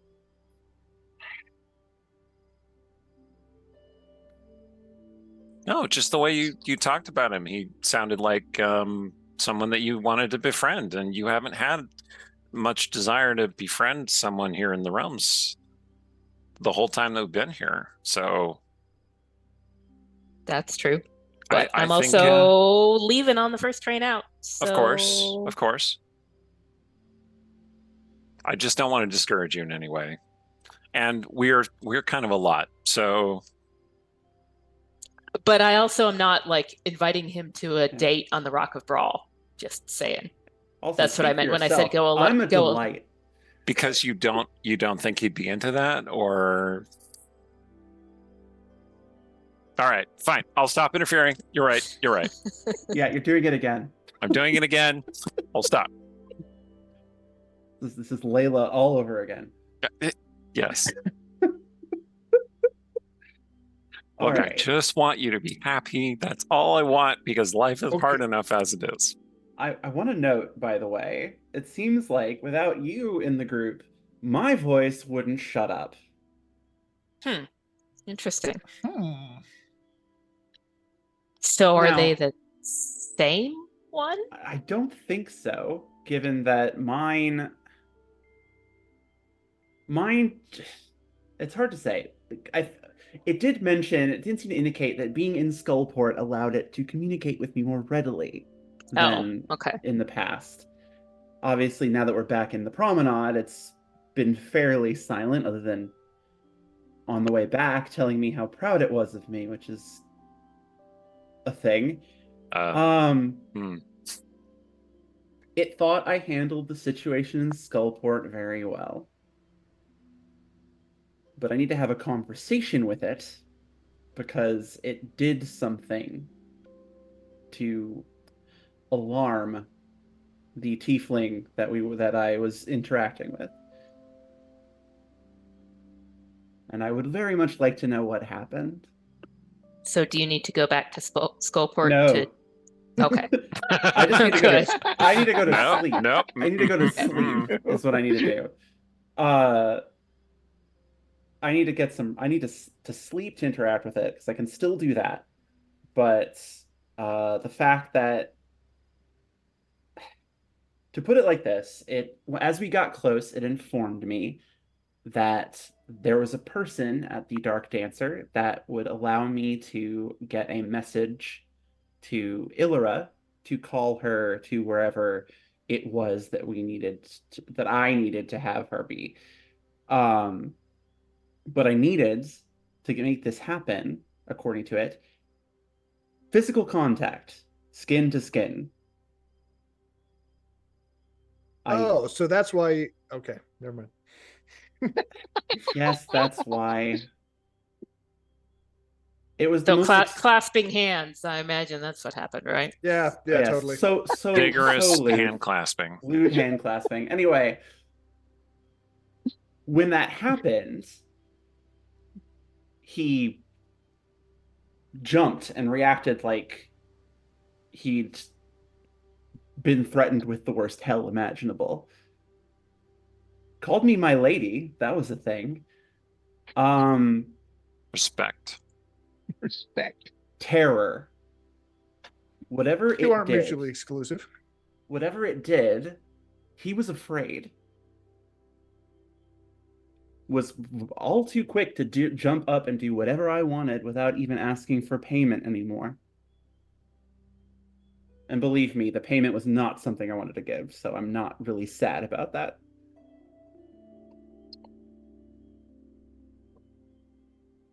So maybe this voice is frightening. I have a theory. Or pretty high up the food chain. What's your theory? Could be bunnies. I wish it were bunnies. So we know that there are at least 3 deities tied up in our marks, correct? Mm-hmm. What if there's a fourth? Think about it. The shadows, the secrets. I think my voice isn't tied to Asmodeus.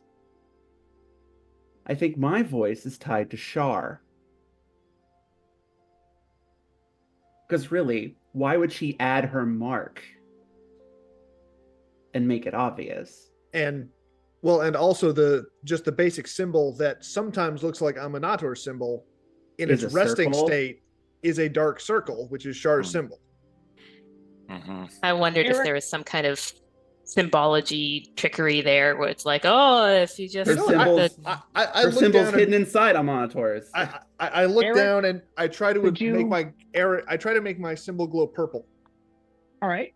You will attempt to do so, and it will not glow purple. Okay. It's not one of the colors that you've seen it illuminate. Okay. Eric, could you roll a 20-sided die for me? I got a 9. Well, You may And- or may not recall that you had a mental probing at the hands of Chris the Grey, and he asked you a couple of sharp questions. Do you remember what one of those questions was? One of them was whether we had anything to do with Shar. That is correct. And I told him that we did not. And he seemed to believe me. Now, I should make it clear that he was probing through my head at the time. So it seemed very difficult for me to lie to him. However, I could just be mistaken and believe that that's true, right? So it's not dispositive. But he didn't find anything in my head that convinced him that we were in league with Shar in some way, even if I wouldn't recognize the significance. well, See what I'm saying? if that's the case, though, it makes too much sense for me. And I could be wrong. God, I hope I'm wrong. But given the nature of my voice and the things that it wants me to do, that's what I think. You lost the evil lottery. I mean, is Shar or Asmodeus the worst option? Oh boy, the Yes. Olympics. Let's Shar. go. Yes. Shar, I mean, yes, but Shar. No, Shar is terrible. And also, I don't think your mark would fluoresce purple. Shar is the absence of light. Thanks for making so much sense. I try to make it shine like a black light. No, Nothing. Nothing. Okay. yeah. The room is suddenly covered in bloody handprints, and we're like, uh, That's my theory. Again, I'm hoping I'm Okay. wrong, but it's the fact that it can only speak to me in dreams, even, or in a place like Skullport. It's that's where I'm at. I'm concerned, but I mean, it's even trying to teach me how to alter myself, to change shape, to craft illusions and stuff like that. hmm. Yeah, that does not sound very Asmodeus-y. No. Well, you're- I mean, I have thoughts, but I don't really think you want to hear them. I'm I'd Are like they, to. are they worse than this? I No, would- I Come mean- on, come on. Assuming given that like maybe Shard, like assume the worst, and then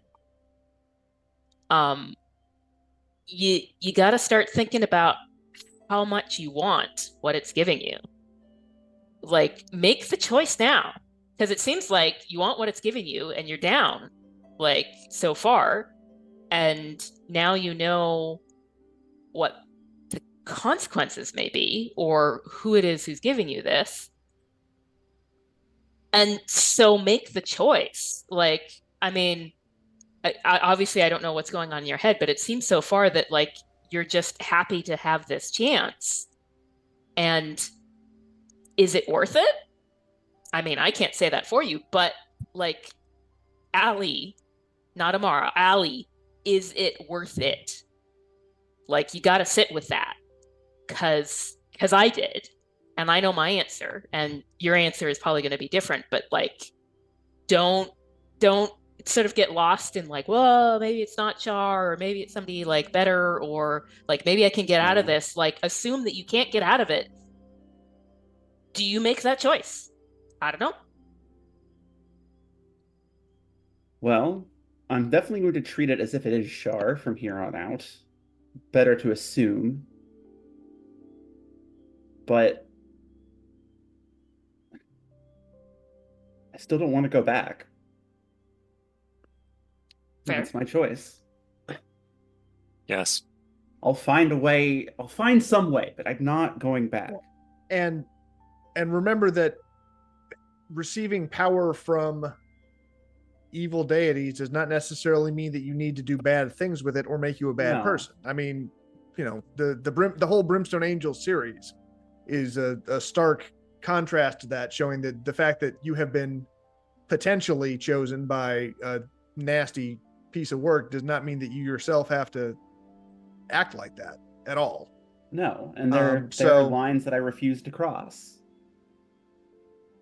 Believe me, there are things that it was suggesting I do that are just no way in hell. Yeah, I don't think we're gonna know. A level of And- manipulation and gaslighting that I am not the sort of person to do. And On us or On on Illyra, Oh. She did try to get you killed. Joel's like, well, I mean, and that justifies it? She hasn't earned any favors. Anyway, that's No, but I'm better than that. I agree. And that's what I told it. Okay. I mean, for me, like, knowing that every step of the way is going to be a fight against like another force pushing at me, it just makes me so damn tired. Like, I mean, and I get that, you know, absolutely you should stay if you want to. But I don't necessarily think that you should see sticking with Char's power is a necessity, even if you do stay. Oh no, definitely not. Because Largely, I've got. Go ahead. I mean, what kind of life is that? A terrible waiting one. for the misstep. No, I intend to get out from under this as soon as possible. Okay. I've got what I wanted out of it already. The first day 2 we were here, when I woke up changed, that's what I wanted. So I don't need it anymore. Well, there you go. I mean, it's not going to let you go, but No, but I can probably leverage.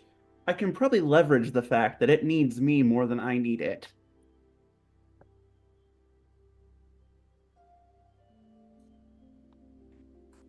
All right. sometimes I wonder though, like, why us? Why can't it pick somebody like more likely to go to the dark side? Well, certainly thought it knew me enough to manipulate me into doing what it wanted.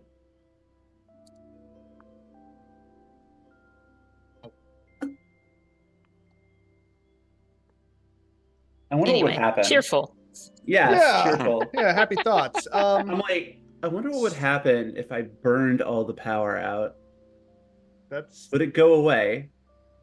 I mean, that's what Eric did, and it lay Eric's dormant.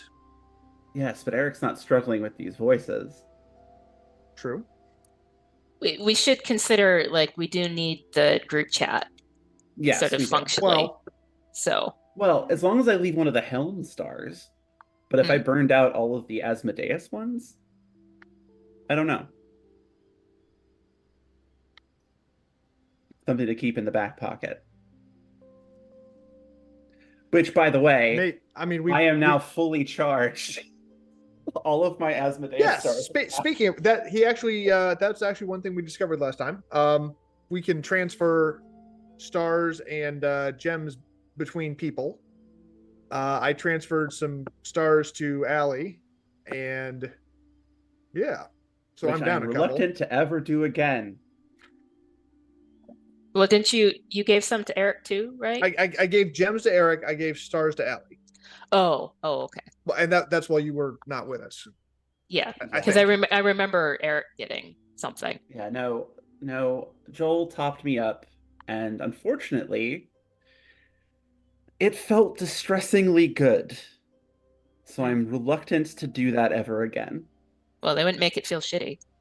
No, but Elric didn't deal with that. This was my voice suggested at one point in time that I could take the stars from others. And the fact that it felt that good getting them transferred into me makes me not want to deal with it at all. That's a tempting road that I don't want to touch. But I can see what it's trying to do. Can be only one? More like it's trying to get me to use my power more openly, trying to encourage me to use it, and then top up as if there's not a finite number, because there's still a finite number among the 5 of us. And my voice would probably, I don't know, make life unbearable. I was actually going to offer to top you off with my remaining stars. Since yours actually makes use of it, while mine has shown no interest in burning stars. I'm curious now if it would have the same effect. Rhiannon, roll a 20-sided die. Okay. What are we on here? 6. You recall having a conversation with your passenger some time ago about whether or not it was possible to recharge those stars. And I recall it mentioning to you that it was possible for you to acquire them from your friends. I did remember that. I just wanted to make sure it wasn't like somebody else's voice telling them. Yeah, so I mean, my voice wants it, which is a reason not to want it, but also I am in favor of more spells. Hopefully not in a like being manipulated by evil kind of way, but I think Well, the boat that is the sailed on dream. that.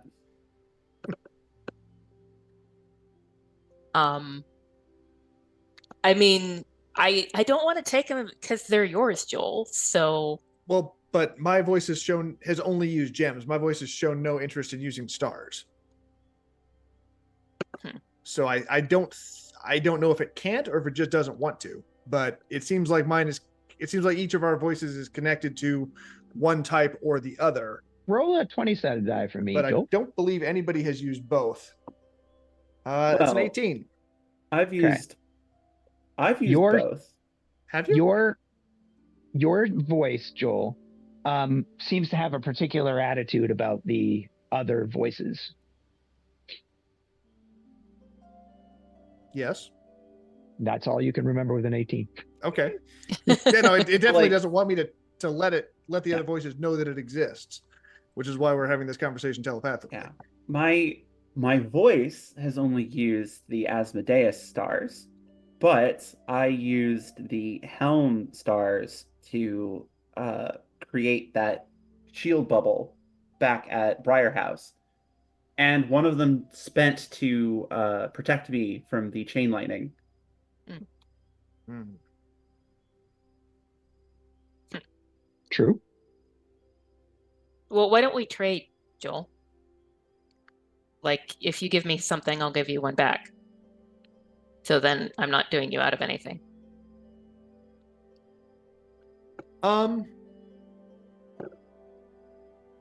I would actually be not too. I'm actually kind of trying to minimize my. Everybody else seems to have useful skills come out of theirs. So far, every time I've tried to use mine, except for resurrecting Eric, which is apparently something Thank I you, can. by the way. That You're was, welcome, That but was very helpful. That's apparently Thank you, by only the way. that's apparently a trick I can only do on ground that is holy to Aminator, which at this point in time is basically nowhere. You have a lot more useful. Yeah, everybody else seems to make much better use of theirs. I'm actually pretty okay, running my tank low. Well, if we're talking about, I get lost sometimes a little in the stars and gems, and so I'm low on stars, but I could give you a gem, couldn't I? You're down by 3. If I believe. That's correct, yeah. Fireball, Scorcher, and burning. 4. Burning. Oh, 4. Okay. Burning Hands, Agnazar, Scorcher, Meteor Swarm, and That's right. Fireball. Okay, so I couldn't even top you off. But I haven't done anything with gems, have I? I don't don't think so. believe you've had to. Yeah. So why don't you give me a star and I give you a gem, and then like you have a gem. I don't like the idea of sort of taking, stuff from you without paying it back. okay, we can give that a try. Just be careful. I wasn't ready for it, and I accidentally took 2 instead of 1. Okay. So, all right. Well, no, I'm if possible, I'm going to be giving my remaining star, all 3 of my remainder to Rhiannon. Oh, trade. Well, I was just going to say we should trade 1 for 1. I mean, we can start with that if you want, but Yeah, I mean, let's baby steps. okay. Walk, Okay. walk before we run. So it's now that moment? Is this the moment you Yes. want to do Yeah. that, or do you want to finish your conversation first? Is there any? I think we've said a lot of what we needed to. Yeah, I Okay. mean, what it sounds like is we need to rest up so that Mhm. Amara can talk to voice, and then we need to go through Narnia door and like prep, and then we need to do the little dance of the shrine and the captain and the what have you. I mean, that's what it sounded like to me. So, and also, Does everyone agree with that? Yes. All right. Rhiannon is the leader, so I mean, I hate Rhiannon is this the leader, plan, it's but true. we don't have any other threads to follow. So yeah. Do we want to leave Mm-hmm. see if we can leave the babies with Zara or something here? Because I think possibly taking them into a battle situation. They can't come. Or I don't like taking them with us, but I also really, she let Gedrin wander off by himself. Supervised. Well, I can sort of see two ways. One is that we leave them here because there's more of a community who can also look out for Gedrin, not just Zara. The other thing is that we take her and the kids with us to Troll Skull. It is now Troll Breath Manor.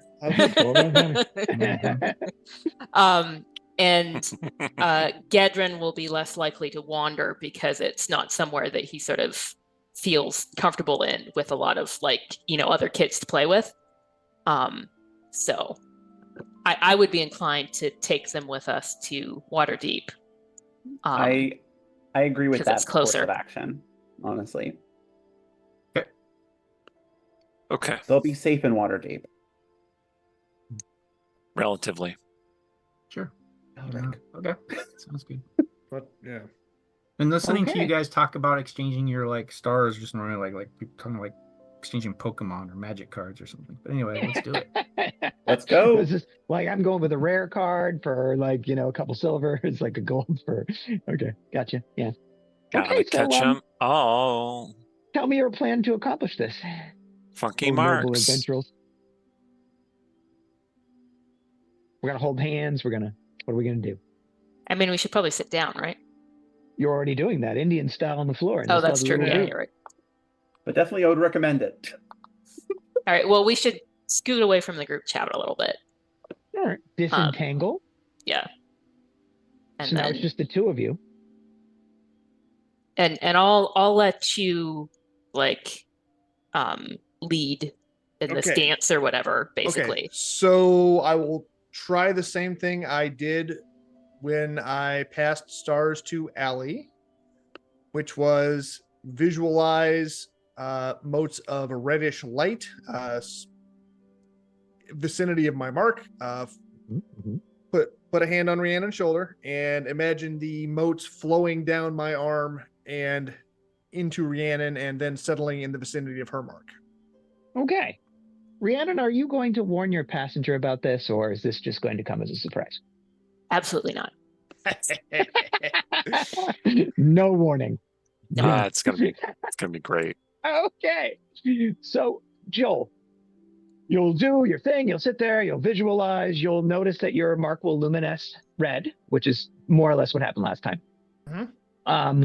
You will place your hand upon Rhiannon's shoulder. You will think about that connection. If you could each roll a 20-sided die for me. 5. 9. Okay. And you will begin to push power in that direction. Rhiannon, that will come to you first as a tingle of power, which is swiftly building in intensity.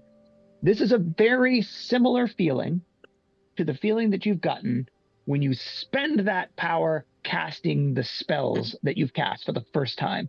It's exultation and the joy of the release of raw power. And it's coming your way. You want to do anything special? I mean, probably laugh. Maniacally or No. Joyfully. Okay, joyful laughter. Joel, is that what one would expect at this moment? That's not based on the last 2 times, but every time has been different. So everyone's a little bit different, understood. But it's not going to stop you in any way. No. And you're trying to just send the one. I would prefer to send more, but since she only wants the one, I will send the one. Okay, so I guess that's what you'll try to do. All right, okay, Rhiannon, a circuit just connected between you and Joel, and you can feel this rush of power. Like I said, identical to the feeling that you get when you cast those spells for the first time, rushing forth from you, but it's rushing into you this time. There'll even be a moment of panic because you remember that instant where you tried to heal that woman and instead ended up burning her to ash. Yeah. But that will swiftly go away as the power comes roaring into you. Please roll a 20-sided die. Okay. 3. Okay. So you guys are watching this, the rest of you, right? Like we're just sort of like, oh, they're doing their thing over there, a couple of feet away. You'll notice, by the way, Eric, that Gedrin is now asleep, and the babes are, of course, well asleep, and so are the animals, all kind of curled up. And Joel, her hair will lift up, like, right? Just sort of like start to drift into the air on its own, like she's being hit with like an electrical like thing that makes your hair sort of stand up on end.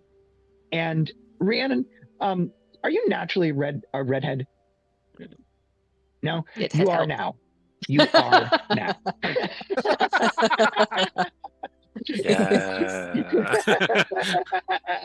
And this was the real magical change we were all waiting for, wasn't it? Oh, here we go. And that like, you know, that like really Irishy, like, you know, like yeah, that kind of redhead. Just as that power just sort of slams from you. And Joel, do you want to try to stop it, or you want, because it seems like more is drawing forth from you than you were expecting to come. I don't think I deliberately stop it if it's trying to flow. If it's trying to flow downhill. Yeah, I don't think I deliberately cut it off. Okay, fair enough. Rhiannon, like I said, you'll feel your hair go up. You don't know that it's changed color, but it went up in the air. You feel this rush of exaltation. You've just woken someone up. It's just laughing with a combination of joy and mockery and pride. That's kind of its thing. And this power is just slamming into you. Do you want it to stop, or do you want to get whatever Joel's giving you? I mean, I feel like I would make at least an effort to sort of like try to slow it, and that probably won't work.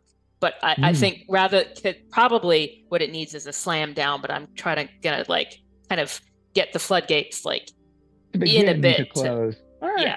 Please roll a 20-sided die for me. Watch it be like oh no, it's a 5. Okay. So you'll feel this thing roar into you. Your mark around your chest will illuminate 1, then 2. You're feeling them come out of you, Joel. Like 1 goes out, then 2, and you're trying to close the thing. You'll break out into a sweat.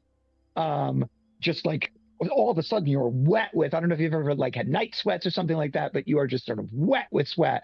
And it will say, "Why are you trying to stop it?" Do I hear that? Nope. Okay.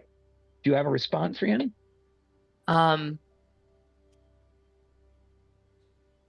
Too much isn't always a good thing. Take what he has to offer. Anything you want, I don't want. And it will laugh. Roll 20-sided die. Running away. All right, 17. There's my high one I was expecting. Right. That's good because it was a saving throw. Okay. Dies on my side. I know they are. And basically you'll shut it down. You'll disentangle from Joel, and you'll just sever the connection, right? And it'll sort of like pout at you, and it's in your mind for a second. And Joel, you'll like, that was shocking, right? Like you were not expecting it to go quite like that. And then for her to break contact at the end, you could tell she was kind of struggling. There was an expression that went across her face of great concentration, like she was, wrestling with something, and she's covered in sweat, and her hair was floating, and it'll drift back down again. And now it's freaking like orangey red. And you'll feel very drained from having done that.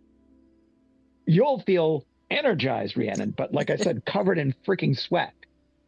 The 3 of you watched that. Well, that wasn't troubling at all. Not at all.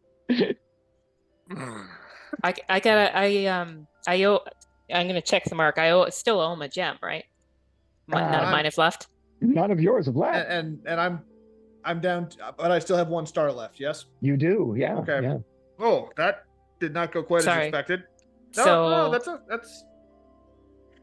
The all or nothing, but not Okay. not all. Okay. Yeah. It felt like it tried to pull more than I originally was intending to send. Yeah. So Totally. I'm wondering if this is a case where energy is flowing to its natural magnetic. Magnetic isn't the right word, but high pressure to low pressure kind of situation. Osmosis. Filling a vacuum. Huh. Interesting. Well, I mean, so I'm energized, so I'm like, okay, let's do this, man. Let's go for a jog. I owe you a gem.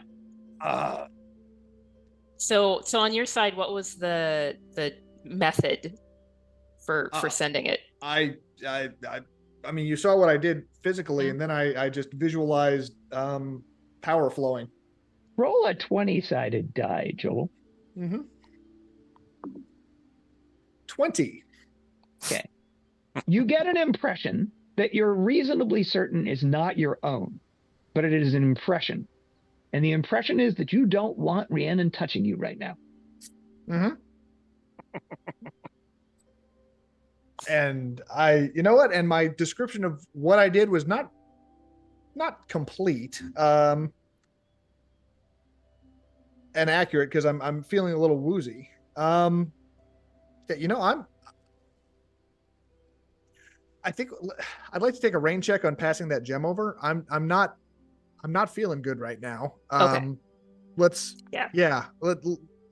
talk about this more later, but maybe we shouldn't complete we shouldn't do a full circuit kind of thing. Maybe. But I would like to sleep on this before we try to do any more power transfers. Fair. But I owe you one. Okay. Or two. I mean, yeah. Okay. So I'm also down half my hit points, so let's go to bed. There's a gentle knock upon the door, as if to get your attention but not disturb anyone who might be asleep. I will answer the door. It is that guard who left a while ago in order to acquire some food a cat might enjoy. You think it's some kind of beaten up paste of fish of some kind or another. Good. And that's something the cat would enjoy. And a little bit of milk. And a ewer with like warm soapy water. Okay. I'm not giving the milk to the cat. I'll drink the milk. I like milk. Great. I'll drink some milk. I'd love some milk right now. when we dunk the cat, we're going to discover that we don't actually have a black cat. I think Amara that actually happened. Amara at this point. I think Amara at this point has probably just kind of found her spot and rolled over and is trying to get to sleep so that she can have that conversation. I'm gonna talk. Okay, got it. Check. If we have time tonight. Meanwhile, there's this apocalyptic, like, fiery hair. And Amara's like, go to sleep, go to sleep, go to sleep, go to sleep, go to sleep, go to sleep. So, Rhiannon, you will now notice that your hair has changed color. What? That's weird. That seems pretty right for magic and red hair. So yeah. Okay. Well, because my maternal grandmother was actually really super red too, so it's in the genetics somewhere. But so I guess like maybe it just brought it out. Yeah. The idea that this messes with our genetic code is one of the more disturbing possibilities I've heard. Well, it's better. It's like already there at least a little bit than it just like creates it out of nothing. Is bringing what I out feel. Something that's already a recessive, I guess, is less scary. Epigenetics. Or your hair is, literally hellfire now. Who can say? Not helping. Not helping. Okay. So I know what Amara is trying to do, which is get to sleep. I know what Eric is trying to do, which is gently wash and feed a cat. Randy, what are you? I summon my holy armor before I start washing the cat, by the way. Keep the fleas off of you, or it's the cat that you're concerned about. Look, early edition cats, were more than a match Oh, for. they are quite deadly. Quite deadly. A regular low-level adventurer would be in trouble.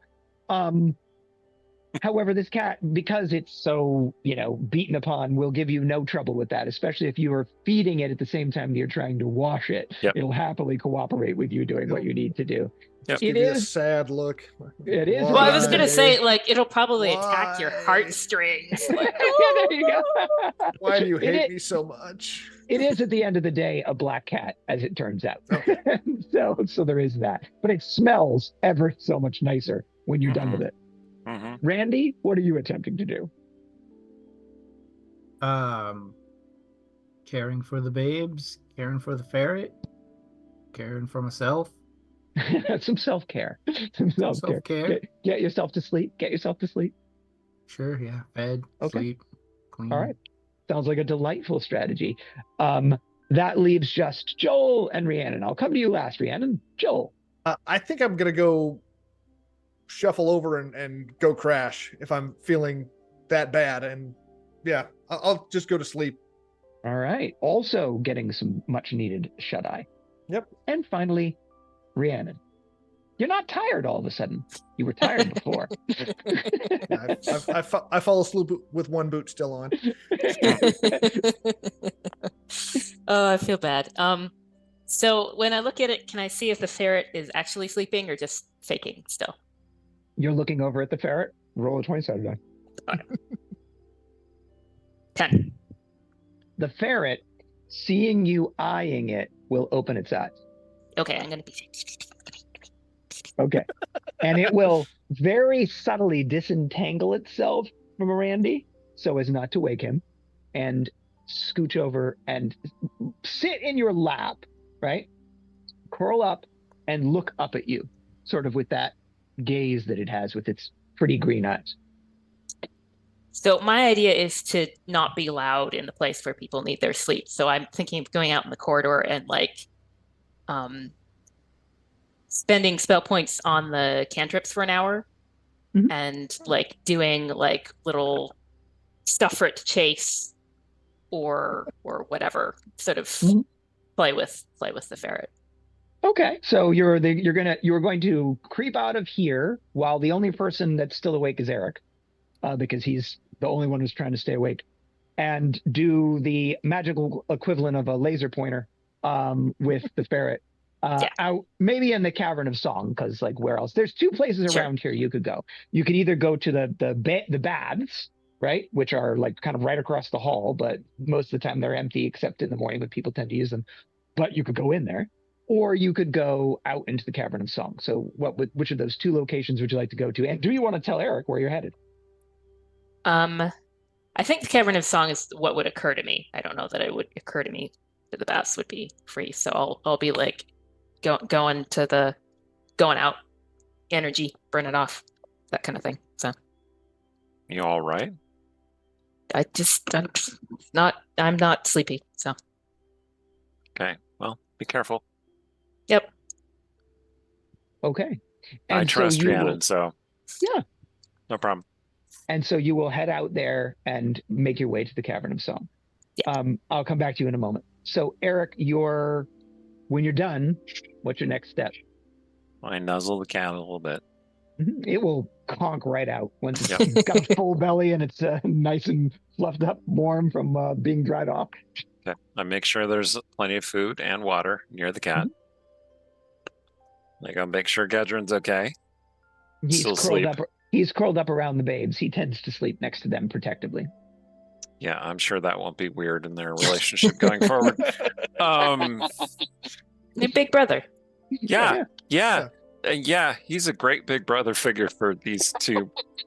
Anyway, so yeah, then I'm just gonna look around, make sure everybody's okay. They Make seem sure to all be Amara unconscious. is finally asleep. Is Amara asleep? Amara went out as fast as Amara could go. Okay. Well, then I will sit down and I will assume a meditative stance, pause, sitting there, and I will keep watch. All Like a right. proper So paladin of Helm you will will do do. you do the vigilant thing. Fair enough. All right. So Rhiannon and then Allie. So Rhiannon, you're out. You're, the cool breezes are nice because you were sweaty, right? And the ferret it'll scamper up onto your shoulder, as you're walking, and it will be very companionable, right? Like it. Gedrin's not wrong when he says that it has an empathic feel for when someone needs it, right? Or needs someone or something warm and fuzzy to relate to. And so it is being affectionate to you. It's nuzzling your neck. And it's if it could give you an impression of what it was attempting to communicate, it would be that it is all going to be okay. Oh. Like that's what it's trying to make you feel, right? And so you will feel happy and relieved to have that other living being, right, that is connected to you, that seems to care about you and that is in this with you regardless. Beyond going out there and entertaining it with your magics, what do you want to do? I mean, just burning off my energy, so walk around, and nothing special. So okay, so spend some spell points here and there. Yeah. It seems to be delighted by spellcasting, like by the use of magic and magic itself. You would be shocked if this thing were not a wizard's familiar, because it seems to have a natural, like an animal would be afraid of like unnatural things or spells or magic, and it seems to delight in the use of spells and magic and interfacing with that magic. So that is giving you more and more of a reason to believe that this thing is magically connected in some way, shape, or form. Okay. Okay. And so last but not least, Amara. So you're asleep, sort of like chasing your dreams, right? Trying to get to sleep so that you can get to this conversation as swiftly as you can.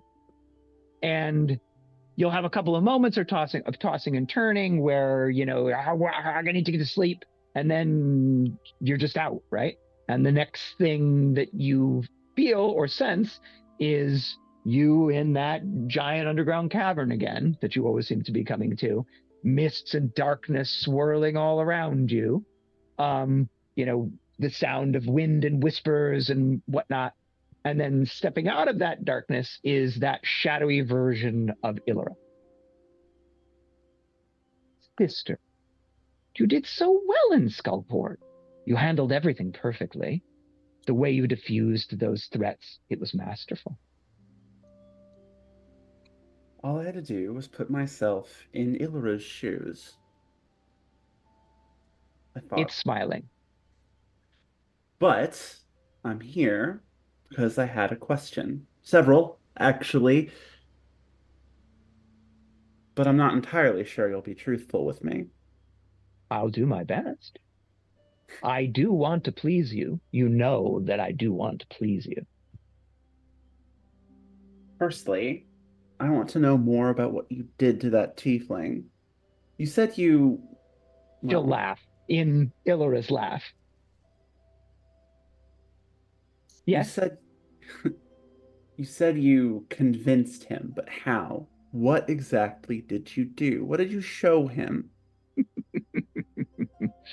I only messaged that fool at the dancer to ensure that he would do as we needed.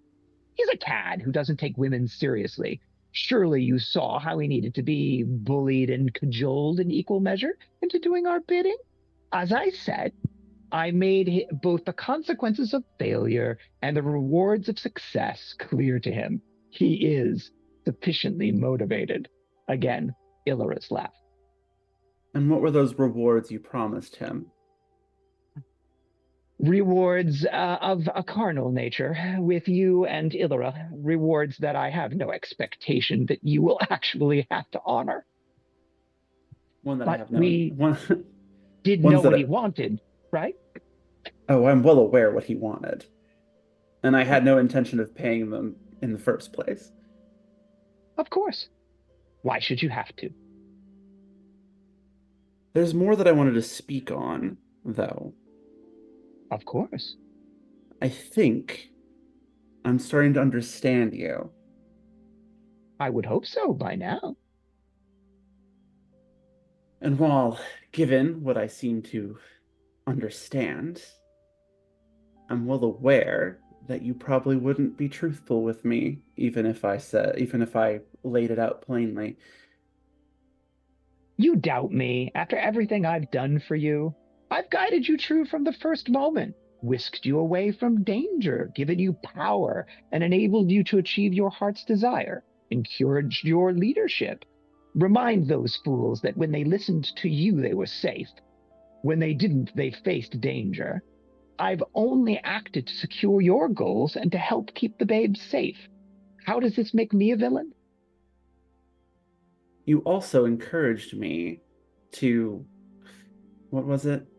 Use my powers to manipulate Ilra I to was get what I wanted out merely of her. giving you a route to achieve that which you clearly desire. You may do that however you choose. I was simply proposing alternatives.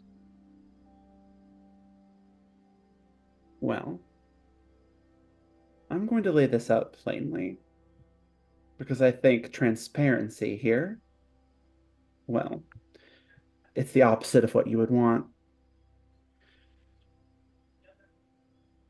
I think, well, so far, all of the powers of the mark seem to be born from different gods. I'm well aware of this. You're well Nodding, aware of nodding, this. nodding along with you. Yeah, yeah. But I think there's more involved here than we can see. Certainly, I think there's a fourth god at play, and I think you're connected to them. The A fourth secrets, god? the subtlety, the seduction, the darkness around us, the cavern we're sitting in. I wouldn't let this fool you necessarily. All of it leads me back to Shar. Unpleasant business, Shar. She wants to destroy. I don't want to destroy, I want to control. To what end? And You have a purpose. I'm sure you do. yes, of course, we all have a purpose, do we not? Yes, so what is it you desire? I am to guide you, to bring you pleasure, and to make sure that the babes remain safe. As long as I do those three things, I will have fulfilled my purpose. Yes, but at whose behest? Are you really asking me who I represent? Don't you know the answer to that question? I think I know already. Well, you just accused me of being an agent of the goddess of oblivion. Clearly you don't know me very well if you think that's true. And yet, would you be honest with me if you were? I suppose if I was an agent of a goddess who kept secrets, I would probably keep secrets from you. But I would have you think on this. We were in two fest halls recently, one in Westgate and one below the surface in Skullport. In the fest hall in Westgate, I struggled to communicate with you. That fest hall was dedicated to the goddess of secrets. In the fest hall in Skullport, I was able to easily do so. That was not a place sacred to her. And who was it sacred to, then? You don't know? Enlighten me. Who was there? What manner of beings? What motivated them?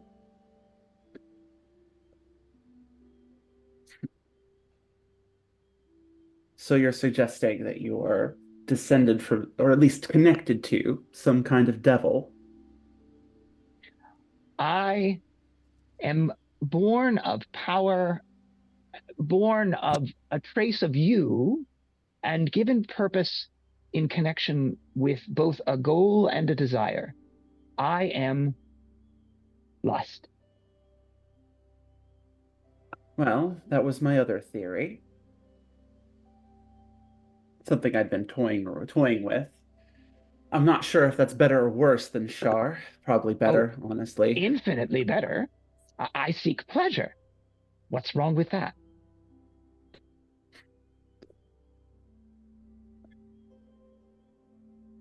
On some level, nothing. But, be that as it may, that doesn't make me trust you. Let my actions, rather than just my words, cause you to trust me. See how much we're aligned in our thinking. You used stealth over force, avoided fights, and we both even chose the Tavern on the Rock of Brawl as a meeting place for Illyra, well away from danger, enemies, and prying eyes. Your thinking and my thinking are often very the same. Further proof that we are as one. Let's see. Well, I'm not so ready to trust blindly. I didn't ask you to.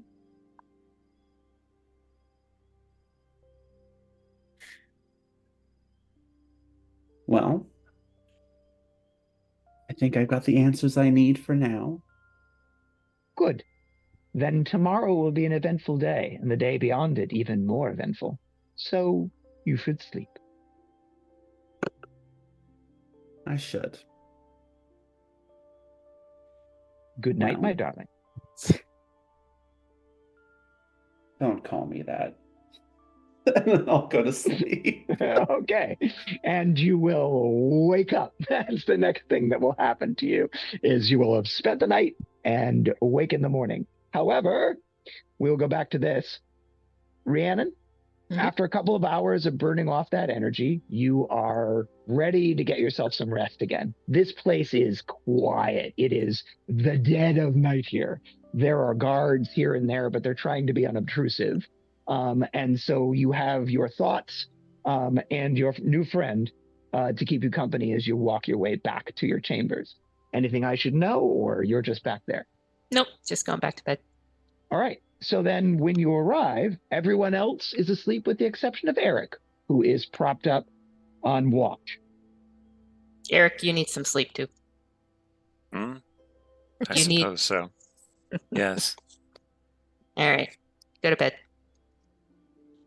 Have you burned off that energy? Mm-hmm. There's guards out there. Go to bed. And then I'm going to go to bed. Okay. All right. So I go Rhiannon to will- sleep against the door. Rhiannon will get into bed and sort of cuddle up. The ferret will sort of get, into your arms to, keep you warm, give you something to cuddle around. And Eric, you're leaning against the door, trying to remain conscious for as long as you can before you conk out. And right before you do, after Rhiannon has already gone to sleep, you'll see the ferret extricate itself from Rhiannon's grasp and sit sort of on Rhiannon's shoulders, adopting a posture of watchfulness. Hmm. And you will know that as you go to sleep, the ferret will be watching over all of you. Okay, I give the ferret a little hand of helm. Okay. It will Which is like a it will salute. return your little hand. That ferret's smart, Eric. That ferret's smart. Yeah. Smarter than me. And on that note, that is where we will end our adventure for tonight. All right. It has been my pleasure to once again venture forth with you all. Take us out, Eric. Well, thank you for coming with us on this adventure in the Isekai realms. We are now going to sleep for what might be the 4th time in the campaign. And I am very excited about that. I have been Eric Scott DeB. I'm a writer, game designer, streamer. You can find my stuff online. I want to give a shout out to the Dungeonscrawlers Discord, which is a real fun place. You should come and join. You'll find most of us there all the time, chatting about stuff. A couple of folks here are mods. Joel and Allie are all over the place, and Thank you so Joel much. often peddles a lot of great theories about the various games. I highly recommend. And Allie has got her meme game on point, so highly recommended. Otherwise, thank you for coming. Take it away, Allie. Hi, everybody. I am Alexandra Pitchford, or Allie for short. I'm a writer, game designer, and TTRPG streamer. And I don't know whether I am more relieved or disappointed. Regardless, that was fun, and I look forward to next time. So be sure to check back because it's getting insane, I think. Getting real. Mm-hmm. I've been Rhiannon Held, and check out my books. The Silver series, I like to call it Anthropological Werewolves, under Rhiannon Held, and then my space opera series with nanites and smart AI, not stupid AI, artificial consciousnesses, all kinds of good stuff under RZ Held, the Amsterdam Institute series. Hello, everybody. I've been Joel Everett. Thanks for coming along on this journey, and see you next week. Post your theories to the Discord. Randy? I've been Randy, aka Randonius Maximus Hendersonius, and Oh no. It just keeps growing. Oh yeah. no. Oh yeah. Yeah. Oh yeah. See you later. All right. And again, your host. See you soon for episode 9. Good night, all.